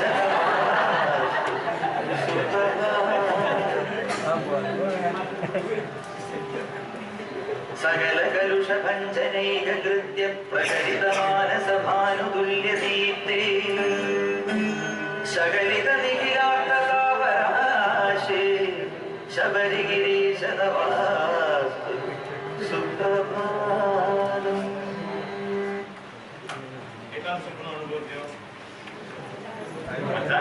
વેરી ગુડ. એટલું સરસ. તાળીઓ પાડીએ એમાં મરતા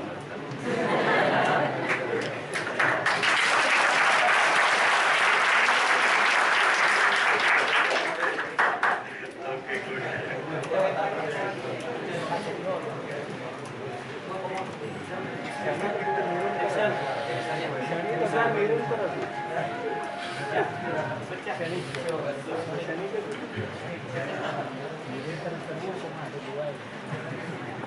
હવે પ્રાણ અવસ્થાની વાત છે મિત્રો. હવે થોડા નવા શબ્દો તમારી સામે આવશે.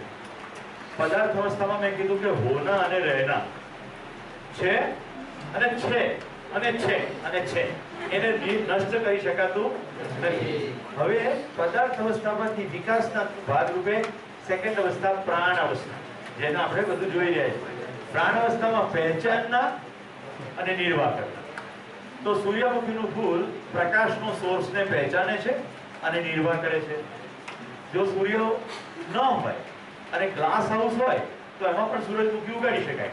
તો જે બાજુ લાઇટનો સોર્સ છે તે તરફ એ ફૂલ છે. અમારે ઘરે અમે લીમડાનું ઝાડ વાવ્યું અને સાથે સાથે કદમનું ઝાડ વાવ્યું.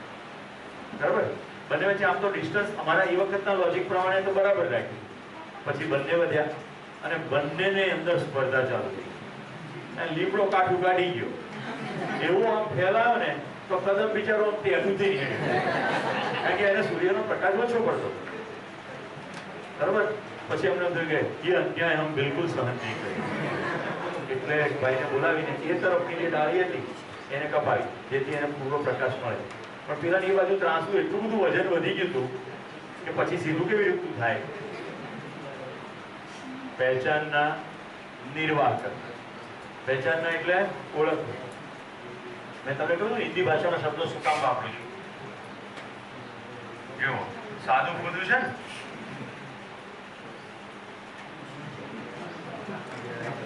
પ્રાણ કોશિકાની વ્યવસ્થાઓ જોઈ રહ્યા છો તમે.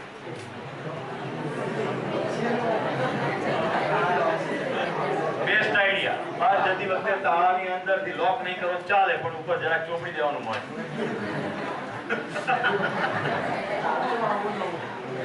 पहचानना और निर्वाह करना.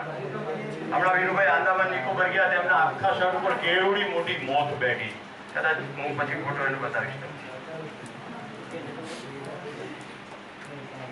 હવે કેટલા લોકોને પ્રાણ કોશિકાની મૂવમેન્ટ જોવી છે? આપણે આટલી બધી ફૂલોની બતાવી કરી. ઉડતી પ્રાણ કોશિકાની મૂવમેન્ટ જોઈ લઈએ. પહેચાનના અને નિર્વાહ કરના. શોધી જ કાઢે ફૂલો, રાઈટ? અને નિર્વાહ માટેની જે પ્રવૃત્તિ કરવાની છે કરે. હવે આ જુઓ.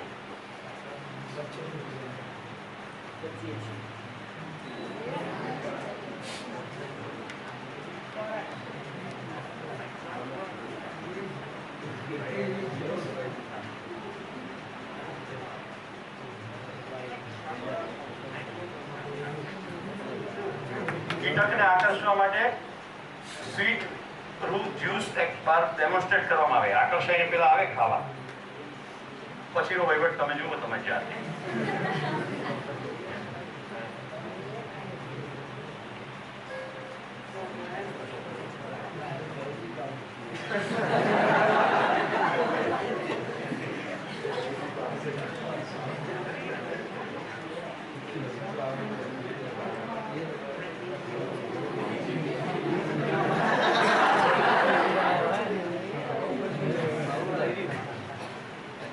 તો તમારું એ ધ્યાન જાય છે કે બિલકુલ રાઈટ ટાઈમે બંધ થાય છે. વ્યવસ્થા છે કે અવ્યવસ્થા છે?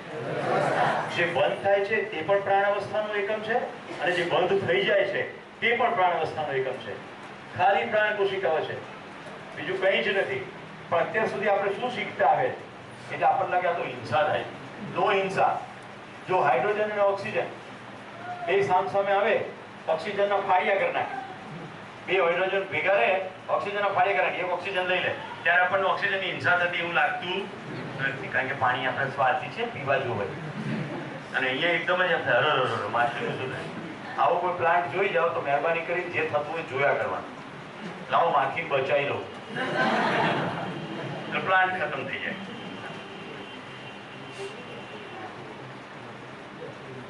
વિનુભાઈ આપણે કળશ પણ જોયું હતું. વાઇબ્રન્ટ ગુજરાતના પેલા ફ્લાવર શોમાં.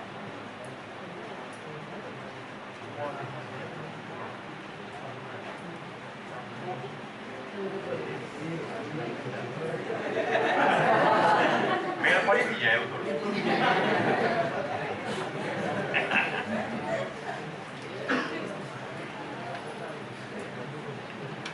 હવે જ્યારે નાના નાના ઇન્સેક્ટની વાત કરીએ ત્યારે તો ગળા નીચે ઉતરી જાય, પણ જ્યારે એમ કે દેડકો બી પ્રાણ અવસ્થાનું જે એકમ છે, દેડકો તો જીવ નથી, તો આપણે અંદર ઉતરતું નથી. એટલે એક ફિલ્મ બતાડું.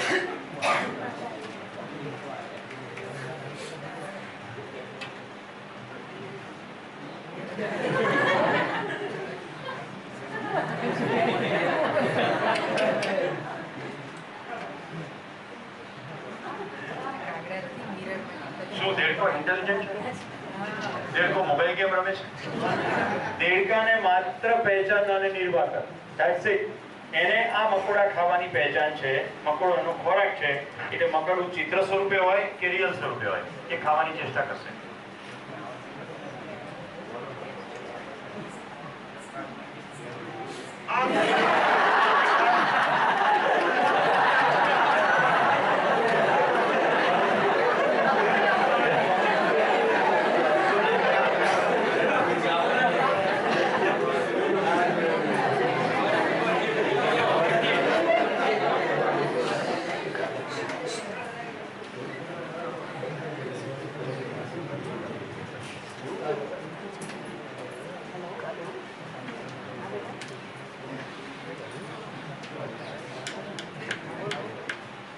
આખા પ્રયોગશાળાની જે પ્રયોગો કરવામાં આવ્યા છે, પ્લાન્ટની અંદર કુંડામાં પ્લાન્ટને નાખ્યો.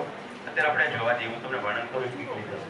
કુંડામાં પ્લાન્ટ નાખ્યો, બરોબર, અને પાણીનો સોર્સ એક જમણી તરફ રાખ્યો, તો મૂળિયા જમણી દિશામાં ગયા. કેવી રીતે ખબર પડે પાણી એ તરફ? પહેચાન અને નિર્વાહ કર. આ એક્સપેરિમેન્ટની અંદર બે કુંડા છે. એક કુંડાની અંદર એકની અંદર ખૂબ સરસ ન્યુટ્રિશન આપવામાં આવે છે, પોષણ આપવામાં આવે છે, પાણી વ્યવસ્થિત આપવામાં આવે છે. બીજા કુંડામાં બધી વસ્તુમાં સ્કેર્સિટી આપવામાં આવે છે, રાઈટ? ઓછું બધું. બે પ્લાન્ટ રાખ્યા, વચ્ચે ત્રીજો પ્લાન્ટ રાખ્યો વેલનો. હવે ઇન્ટરેસ્ટિંગ વિડીયો કેવો છે? વેલ વધે છે અને ગોળ ગોળ ફરે છે, બરોબર. એકવાર આ પ્લાન્ટને પણ અડી જાય છે અને એકવાર પેલા પ્લાન્ટને પણ અડી જાય છે, અને પછી જે પ્લાન્ટમાં પાણી વધારે મળે છે એ પ્લાન્ટની ઉપર ચડવાનું શરૂ કરે છે. બંને ઇક્વલ ડિસ્ટન્સે રાખ્યું છે, તેમ છતાં મારા ઘરે સિન્ટેક્સની પાણી ટાંકી છે. એ ટાંકીને જે પાઇપ જોડી છે એ જોઈન્ટ ઉપર થોડુંક લીકેજ છે, વેરી લિટલ. એ લીકેજમાં પીપળો ઉગ્યો છે. કેટલા લોકો જોયું છે ધાબાની પાણી નીકળવાની પાઇપની આજુબાજુ, પેરાપેટ પાસે, બધા જોયું છે, રાઈટ? ત્યાં વડ અને પીપળ ઉગી જાય. પહેચાનના નિર્વાહ કરના એ પ્રાણ અવસ્થાની ખૂબી છે.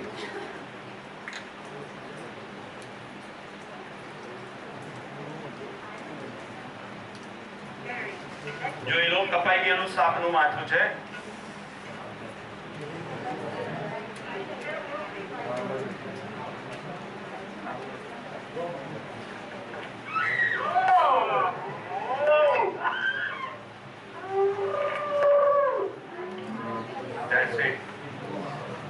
પહેચાનના નિર્વાહ કરના. મારે ઘરે એકવાર ચાલુ પંખામાં એક બંદો કપાઈ ગયો, એક ઉડ્યો ને કપાઈ ગયો, તો બે ટુકડા થઈ ગયા. મેં પ્રયોગ કરવા ખાતર એ જે બંને ટુકડા હતા એની આગળ ચોપડી મૂકી, થોડીક જગ્યા. તમને ખ્યાલ હશે, બંદા હંમેશા આમ છુપાઈ જવાનો પ્રયત્નમાં હોય, કંઈક ને કંઈક નીચે ઘૂસવા, કોઈક વસ્તુ નીચે ઘૂસવાનો પ્રયત્ન કરે. એટલું અડધ્યું આગલું ઘૂસવાનો પ્રયત્ન કરતું, કપાઈ ગયેલું અડધ્યું. પછી મને હજી રસ પડ્યો, એટલે મેં પાછલું જે અડધ્યું હતું, એટલે અડધું બોડી કપાઈ ગયું ત્યાં મૂક્યું, તો એટલું બે ટાંગા વાળું પણ એટલું ભાગ પણ અંદર ઘૂસવાનો પ્રયત્ન કરતો. પ્રાણ કોશિકાનું એકમ છે, કોઈ સુપર ઇન્ટેલિજન્સ નથી.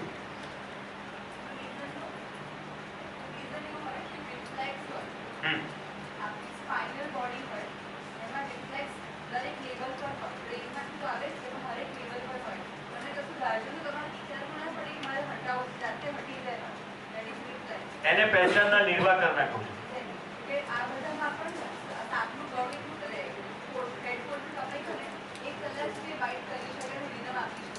બરાબર.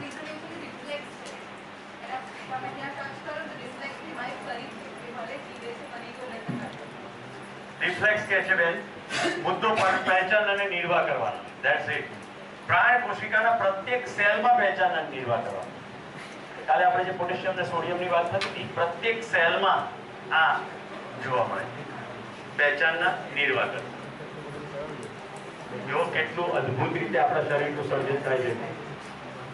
પુરુષના ઇજેક્યુલેશન વખતે કરોડો મિલિયનની સંખ્યામાં સ્પર્મ્સ ઇજેક્યુલેટ થાય છે. એ પ્રાણ કોશિકાનો બેઝિક એકમ છે. ઓકે, વજાઇનાની અંદર ઇજેક્ટ થાય ત્યાર પછી ફેલોપિયન ટ્યુબ સુધી ટ્રાવેલ કરવાનું છે. ઓકે, પ્રાણ કોશિકા છે નાનકડી શુક્રજંતુ. એને કોણ એમ કે છે કે આ તરફ ઈંડું છે? પહેચાનના નિર્વાહ કરનાર. એમાંથી કોણ સુધી ફેલોપિયન ટ્યુબની અંદર એક પહોંચી જાય છે, જેને આપણે ફલિનીકરણની ક્રિયા કહીએ છીએ, અને પછી એમાંથી બાળકનું નિર્માણ થાય. એટલું જ નહીં, એક ઓવમ અને એક સ્પર્મ, અને પછી જેમ જેમ જેમ જેમ વિકાસ થતો થાય છે તો એક સેલ નક્કી કરે છે કે મારે કાન થવાનું. નહીં તો શું થાય, આપણે 50 કાન, 35 નાક, બેફામ રીતે બધું થાય છે. બરાબર બે જ કોષમાંથી સરવાળે આટલા બધા મલ્ટિપલ કોષવાળી રચના બની જાય છે, અને દરેક કોષ સિસ્ટમેટિકલી પોતે વ્યવસ્થામાં છે અને વ્યવસ્થામાં ભાગી જાય. કલ્પના તો કરો, હાડકા કેટલા સખત મજબૂત છે અને જીભ કેટલી કોમલ લચીલી છે. એક જ સેલમાંથી છે બધું. પ્રાણ કોશિકાની આ ખૂબી છે. ધ્યાન જાય છે વ્યવસ્થા ઉપર.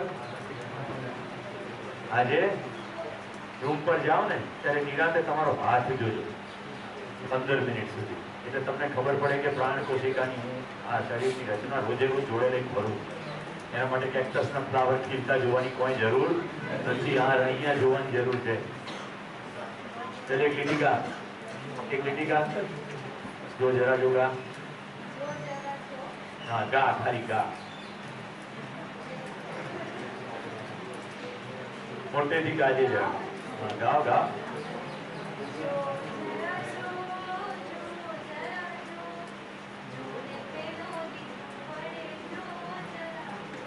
જો જરા જો, જમને પેલો દીવો બળે તેને તું જો. તો દીવો કયો એકમ છે? પ્રાણ અવસ્થા કે પદાર્થ અવસ્થા? પદાર્થ અવસ્થાનું નિશ્ચિત આચરણ છે, એટલે ફ્યુલ હીટના સંપર્કમાં આવતાની સાથે સળગી ઉઠશે. રાઈટ? તો દીવો જોઈએ ત્યારે પદાર્થ અવસ્થા ઉપર ધ્યાન જવું જોઈએ કે આ શું અદ્ભુત અવસ્થા છે. નદી શું છે? પદાર્થ અવસ્થા છે. આ ગીતમાં બધું રૂપાળું સારું લાગે કે પરોપકાર કરે છે, કોઈ પારકા માટે કરે છે. નદીની એવી કોઈ સમજણ પડતી નથી. નદી ખાલી વહે છે. પદાર્થ અવસ્થાને એવું કઈ પ્રેમ થઈ જતો નથી કે હું તો ગંગા, હું તો યમુના.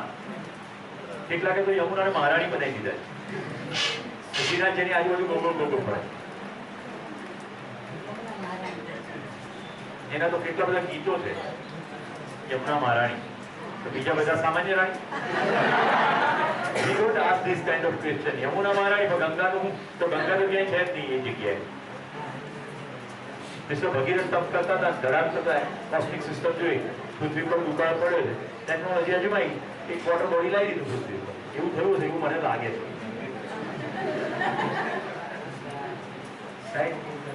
પછી કે કોણ કારણે ઝીલશે? તો પેલા મેલુબા નામની ચોપડી છે, અમીએની મેલુબા માજી, એની આમાં કોઈ પણ કથા લખવા જઈશું ને તો પછી બીજી જગ્યાએ જતા રહે. બસ ચલો, આપણી બધાનું જાણીતું કેશુભાઈના બગીચામાં ઉગેલું. કેશુભાઈ, તમારા બગીચાનો ફોટો.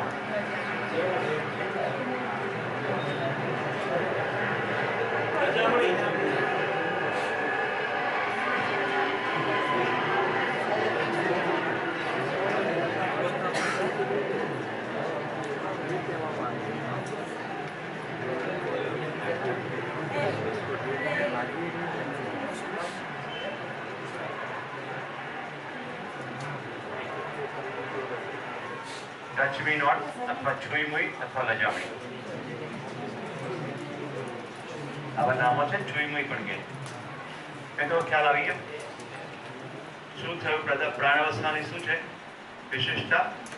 પદાર્થ અવસ્થામાં હોનાર રહેના છે. એ જ પદાર્થ અવસ્થાના સંયોજનથી પ્રાણ અવસ્થા બની છે, પ્રાણ કોશિકાઓ બની છે અને આપણું આખું શરીર આવી પ્રાણ કોશિકાઓમાંથી બનેલા અંગોથી બન્યું છે.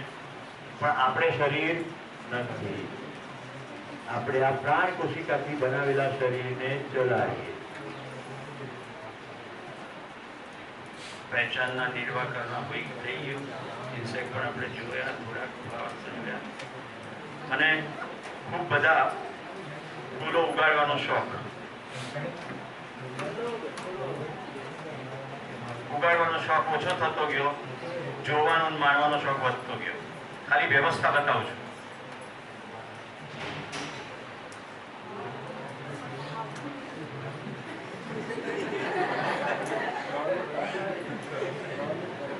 આ તુલિપ છે, હું જે દેશમાં ભણ્યો ઓલેન્ડ.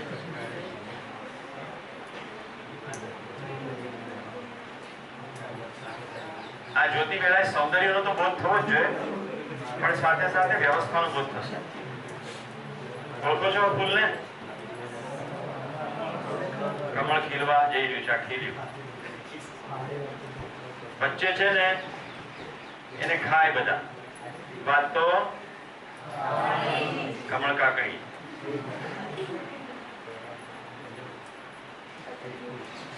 કેવી સરસ પેટર્ન છે.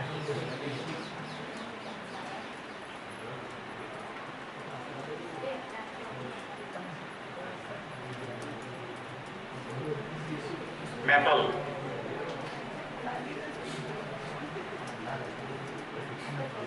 બોગનવેલિયા, એડેનિયમ, જાસૂદ. બહાર ફૂલ વરસાવો. આ ઝાડ છે અત્યારે એકદમ સુંદર રીતે ખીલી ગયું છે. જો અહીંયા તારીખ છે 16/1/2015, જે અત્યારે પણ ખીલ્યું છે પૂર્વબારમાં. સેક્રેટરીએટની સામે મેં કીધું, સચિવાલય, સોરી, રાજભવનની સામે, સર્કિટ હાઉસ.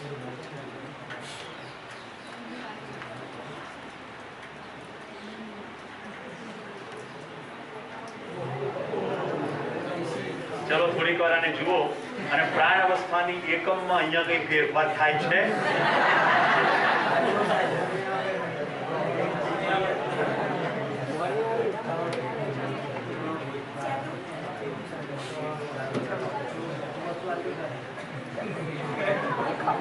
હવે જો વિલનનું કામ બતાડું. આવી રીતે ઉગાડ્યું હોય ને ત્યાં સુધી તો ઠીક, પણ કોઈક વસ્તુની સજાવટ કરવા માટે ત્યાં અદ્ભુત રીતે જે રચેલી વ્યવસ્થા છે એને તોડીને, સીવીને, બાંધીને, ટાંકીને, કંઈ પણ કરીને આપણે બધા સજાવતા હોઈએ છીએ. ડેન્ડેલિયન, આઇપોમિયા,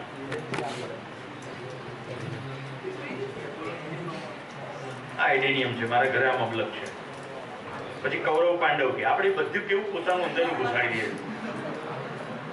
પેલું ગણે કોણ 100, વચ્ચે 5 દેખાય ને ટકા કૌરવ પાંડવ, ફરતે 100, ફરતે કોઈ 100 ના હોય.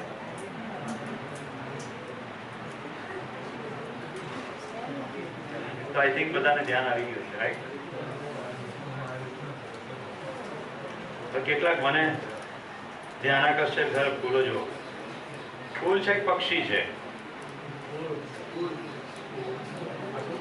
ફૂલ છે પણ દૂરથી એમ લાગે પક્ષી છે. Birds like.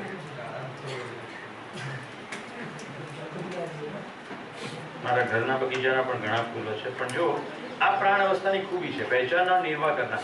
થોડો મોઇશ્ચર મળી ગયો, સીડને એની પહેચાન છે, ત્યાંથી પ્લાન્ટ ઉગી નીકળશે અને ફૂલો પણ આવી જશે.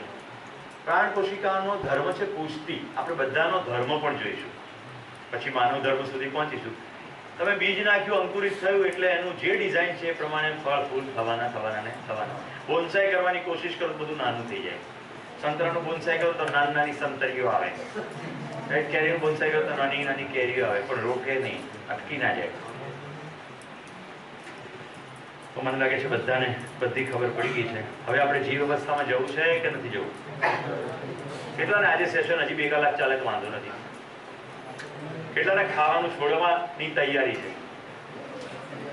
હા, હવે ધ્યાન જવા માંડ્યું. Good good good good good.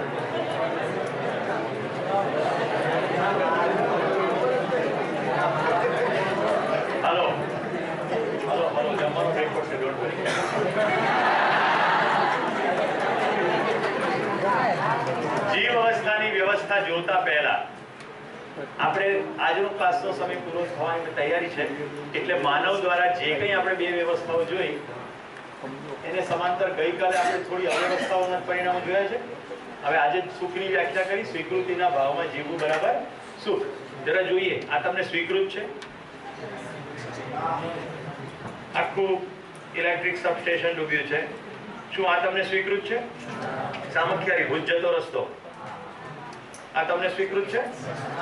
આ તમને સ્વીકૃત નથી. તો આ અવ્યવસ્થાઓ જે થઈ છે માણસને કણે સ્વીકૃત નથી. મિત્રો, આ તમને સ્વીકૃત છે?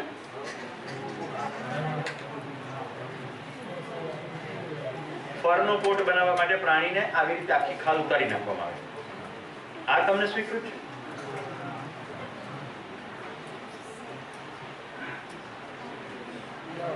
આટલા નાના એને તો પેટા એટલે people's movement for ethical treatment to animals. હું એનો વોલેન્ટિયર છું. આખા વર્લ્ડની અંદર આ પ્રવૃત્તિ થાય છે. પીટાના પ્રયત્નોને કારણે આપણે મેડિકલમાં ના ભણવા જતા વિદ્યાર્થીઓ દેડકા ચીરી મારી નાખતા હતા, એ બંધ કરાવી શક્યા છીએ. ડોન્કીઝ ઉપર જે અત્યાચાર છે તે બંધ કરાવી શક્યા છીએ. અત્યારે ઘોડા અને જૂના પ્રાણીઓ માટે કામ ચાલી રહ્યું છે, અને ગાય પ્લાસ્ટિક ખાઈને મરી જાય છે એની પર કામ ચાલી રહ્યું છે. રાઈટ, વર્લ્ડ વાઇડ આપણે આવી રીતે મૂવમેન્ટ કરીએ. વાંચો શું લખ્યું છે? Go leather free PETA. આખરે કોઈકનું તો બાળક છે. પશ્ચિમની અંદર શરીર પ્રદર્શનનો છોછ નથી, એટલે ત્યાં શું કરે છે? પ્રદર્શન કરવા માટે નગ્ન થાય, ખાસ પ્રકારના શરીર ઉપર પેઇન્ટિંગ કરે અને લોકોનું ધ્યાન ખેંચે કે ભાઈ આ પ્રાણીને બચાવો.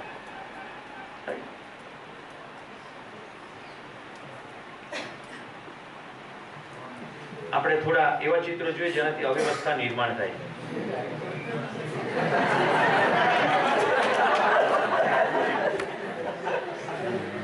હું શરીર છું અને શરીરમાં સંવેદનામાંથી જ સુખ છે, એ ભ્રમિક માન્યતાને કારણે બધું થાય. આપણે ચર્ચા કરી ગયા. શું બધા ઝાડ કપાઈ જશે, બધા પ્રાણીઓ મરી જશે, બધું જળ પ્રદૂષિત થઈ જશે અને જ્યારે શ્વાસમાં હવા નહીં લઈ શકાય, શું ત્યારે જ તમને એવી ખબર પડશે કે પૈસા ખાઈ શકાતા નથી? આવું પશ્ચિમની એક દીકરી બતાવી રહી.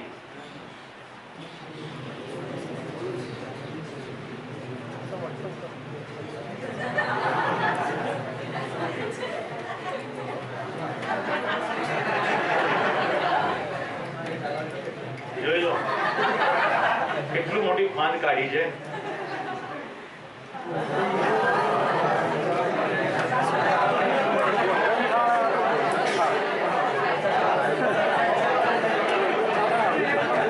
અને આ કોઈ ફોટા પાડવા માટે નથી, આ ચિત્ર સુરત થી જ મને મોકલવામાં આવે છે.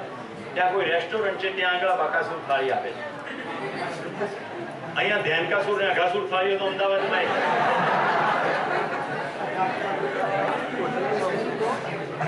6-7 વાટકીઓની તો અમદાવાદમાં કોઈ નવાઈ નથી.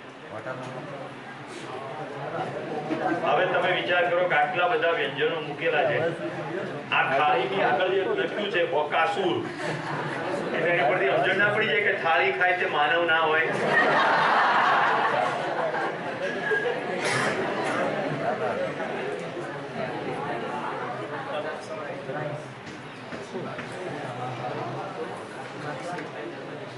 એક સામટા આપણા પ્રદૂષણને કારણે પક્ષીઓના મૃત્યુ. આપણને એમ છે કે આપણો રોલો પડે. સૌથી મોટું માન્યતાની સાથે કોઈ સંકળાયેલો ને તો ખોટી માન્યતા, બહુ સ્ટેટસ, આબરૂ, પ્રતિષ્ઠા, રોલો, ચાકા, સોલો બધું જે હોય તે. एक आदमी एक दिन में जितना ऑक्सीजन लेता है, जितने में 3 ऑक्सीजन के सिलेंडर भरे जा सकते हैं. एक की कीमत 700 रुपया, एक दिन में 2100 रुपया और एक साल में 7,66,500 की, और अपने पूरे उम्र में 65 साल गिने 5 करोड़ रुपया की ऑक्सीजन लेता है, जो पेड़ पौधों द्वारा हमें फ्री में मिलती है. और उन्हीं पेड़ पौधों को हम समाप्त करें तो अपन काम करिए छे, मूर्खाई करिए. આપણે એપલનો વિડીયો જોયો હતો ને કાલ, દૂધની પણ મેં તમને વાત કરી હતી. અમે લોકો કોઈ પ્રવાસમાં દક્ષિણ ગુજરાતમાં હતા તો ત્યાં બનાનાની ફેક્ટરી હતી, પેકિંગ ચાલતા હતા. અને કોઈ ટ્રક બનાનાની લઈ જતી હતી તો અમને મન થયું તાજા બનાના ખાઈએ, એટલે અમે ત્યાં પહોંચી ગયા. તો બનાના તમને ના મળ્યા, પણ આખી પ્રક્રિયા અમારી જોવાઈ ગઈ. વિવિધ પ્રકારના રસાયણોમાં ઝબકોળાઈને સરવાળે છેલ્લે અને પ્લાસ્ટિકમાં પેક થતા હતા અને અહીંયાથી દુબઈ એક્સપોર્ટ થતા હતા. ત્યાર પછી તપાસ કરતા મને ખબર પડી ને હવે રોજબરોજનો આપણે ભોગ કરીએ છીએ. ઘરે લાવેલા કેળા પીળા થઈ જાય છે, પણ અંદરથી સુગંધ પણ નથી આવતી અને મીઠા પણ નથી લાગતા. વચ્ચેનો કેટલોક ભાગ તો કડક જ રહી જાય છે, અત્યંત વિચિત્ર થઈ જાય છે. જો કોઈ દેશી વેપારીને ત્યાંથી ઘરે કેળા લીલા લાવો અને ઘરમાં પડ્યા એને પાકવા દો, અને જો ઘરમાં કેળાની સુગંધ આવે તો એની ઉપર કોઈ રસાયણની પ્રક્રિયા થઈ નથી અથવા જાજી નથી થઈ, હજી એની અંદર જીવંતતા બચી છે. તમારે ખેડૂતોને શોધવા પડશે, શ્રમિકને પ્રેમ કરવો પડશે, એની સાથે સંબંધ બાંધવો પડશે. જો સારું ખાવું હશે તો, નહીં તો એ લોભની અંદર આવશે પૈસા કમાવા, એટલે તમામ જંતુનાશકો ને તમામ નોનસેન્સ વસ્તુ વાપરશે. મિત્રો, કોઈ કોરી કથા નથી કહ્યો. આખું જિંદગી ઘરનું ખાનાર મારી માં, બ્રેસ્ટ કેન્સર થયું એને, અને મારા પિતાને પ્રોસ્ટેટ કેન્સર થયું. મારા સગા માસી ફેફસાના કેન્સરથી અવસાન પામ્યા. કેટલી હદે કેન્સર, કારણ કે તમે બધું ઘરનું ગરમ ખાતા હો, પણ શાકભાજી ફળફળાદી તો બજારમાંથી જ લાવવાના.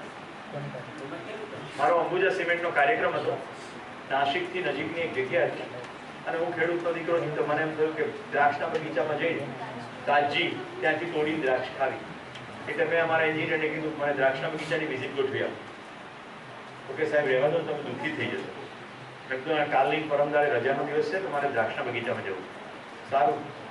બીજે દિવસે પાછો આવ્યો, ક્લાસ તો ચાલતો જ હતો. પત્યા પછી એને કહ્યું મેં વિઝિટ તો ગોઠવી દીધી છે, પણ એક વિડીયો બતાવી દઉં, પછી તમે નક્કી કરો. એ વિડીયો જોઈને હું એટલો ડઘાઈ ગયો કે મેં વિઝિટ માંડી વાળી. માંડવાની નીચે આપણા 1 લીટરના રસગુલ્લાના ડબલા હોય છે ને, એવા ડબલાની અંદર પેસ્ટિસાઇડ નાખીને આખી લૂમ જબોળતા હતા.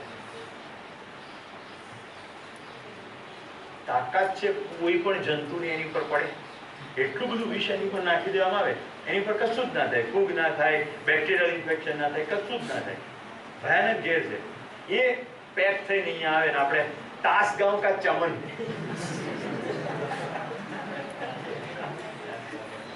જેને મારા પપ્પાનું કેન્સરનું ઓપરેશન કર્યું એ ડૉક્ટરની સાથે હું બેઠો છે. મેં સહેજ વાત કરી, મને કે તમને આજે ખબર પડી? અમે તો કોઈ દિવસ દ્રાક્ષ ખાઈએ જ નહીં. કેન્સર સર્જન કહે છે અમે દ્રાક્ષ ખાઈએ જ નહીં. ખબર પડી ગઈ પેસ્ટિસાઇડ કાર્સિનોજેનિક છે, પેસ્ટિસાઇડને કારણે કેન્સર થાય. શું ખાશો? ફ્લાવરની ઉપર કેટલી દવા છાંટવામાં આવે છે. મારા પરમ મિત્ર દિનેશભાઈ ભદ્રાડ ગામના બ્રેન કેન્સરને કારણે અવસાન પામ્યા. એની પહેલા હું અને મારા પત્ની બંને ત્યાં ગયા હતા. સ્ત્રીઓ સાથે એ બેઠી હતી તો એને વાત કરી. પછી મને ઘરે આવી વાત કરી ત્યારે મને પણ બહુ જ ખરાબ લાગી કે અમે શાકભાજી ઉપર દવા તો છાંટીએ પણ અમે ના ખાઈએ. આખો પ્રાંતિજ, વદરાડ ને કોગરુનો પટ્ટો બધું શાકભાજી અમદાવાદમાં વેચી દે. તો મારા પત્ની કે તમારો દીકરો અમદાવાદમાં રહે, જેને આ કેન્સર થયું છે, તમે અહીંથી મોકલો, એ એના સુધી નહીં પહોંચે એવું તમે કદી વિચાર કર્યો કે નહીં જ પહોંચે? કેન્સર થયું. સમજાય છે? જ્યારે હું આખી પૃથ્વીના તમામને મારા પરિવારના માનું ત્યારે મારાથી એક પણ કૃત્ય એવું ના થાય કે પૃથ્વી ઉપરના એક પણ માણસને મારે કારણે હાનિ થાય. એક પણ કાર્ય એવું ના થાય. એને કહેવાય સમજણ, એને કહેવાય જાણવું, એને કહેવાય જ્ઞાન, એને કહેવાય જીવવું. ઇટ ઇઝ એકદમ 6 ને 3 મિનિટ થઈ છે. કાલની જેમ 6 થી 7 સુધીનો ભોજન વિરામ. આજે ફિલ્મ જોવી છે તો જીવ અવસ્થાની વ્યવસ્થા કાલે સમજાવીશ, પણ એની વ્યવસ્થા ફિલ્મ દ્વારા આજે બતાવીશ. જીવોમાં કેટલી અદ્ભુત વ્યવસ્થા છે. આપણે આજે પિક્ચર જોઈશું animals are beautiful people. Animals are beautiful people.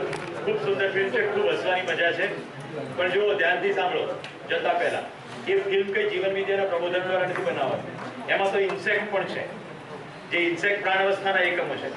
કોઈ પણ ફિલ્મ જીવન વિદ્યાનો કન્ટેન્ટ બતાવતી નથી, ખાલી ધ્યાન ખેંચવા માટે છે. જે લોકોને અવાજ કરવાનો શોખ હોય તે ફિલ્મમાં ના આવે. 8:30 થી 9:30 ની વચ્ચે ફિલ્મ ચાલશે. ધન્યવાદ, નમસ્કાર. ફિર મિલેંગે કલ સુબહ 1 बजे.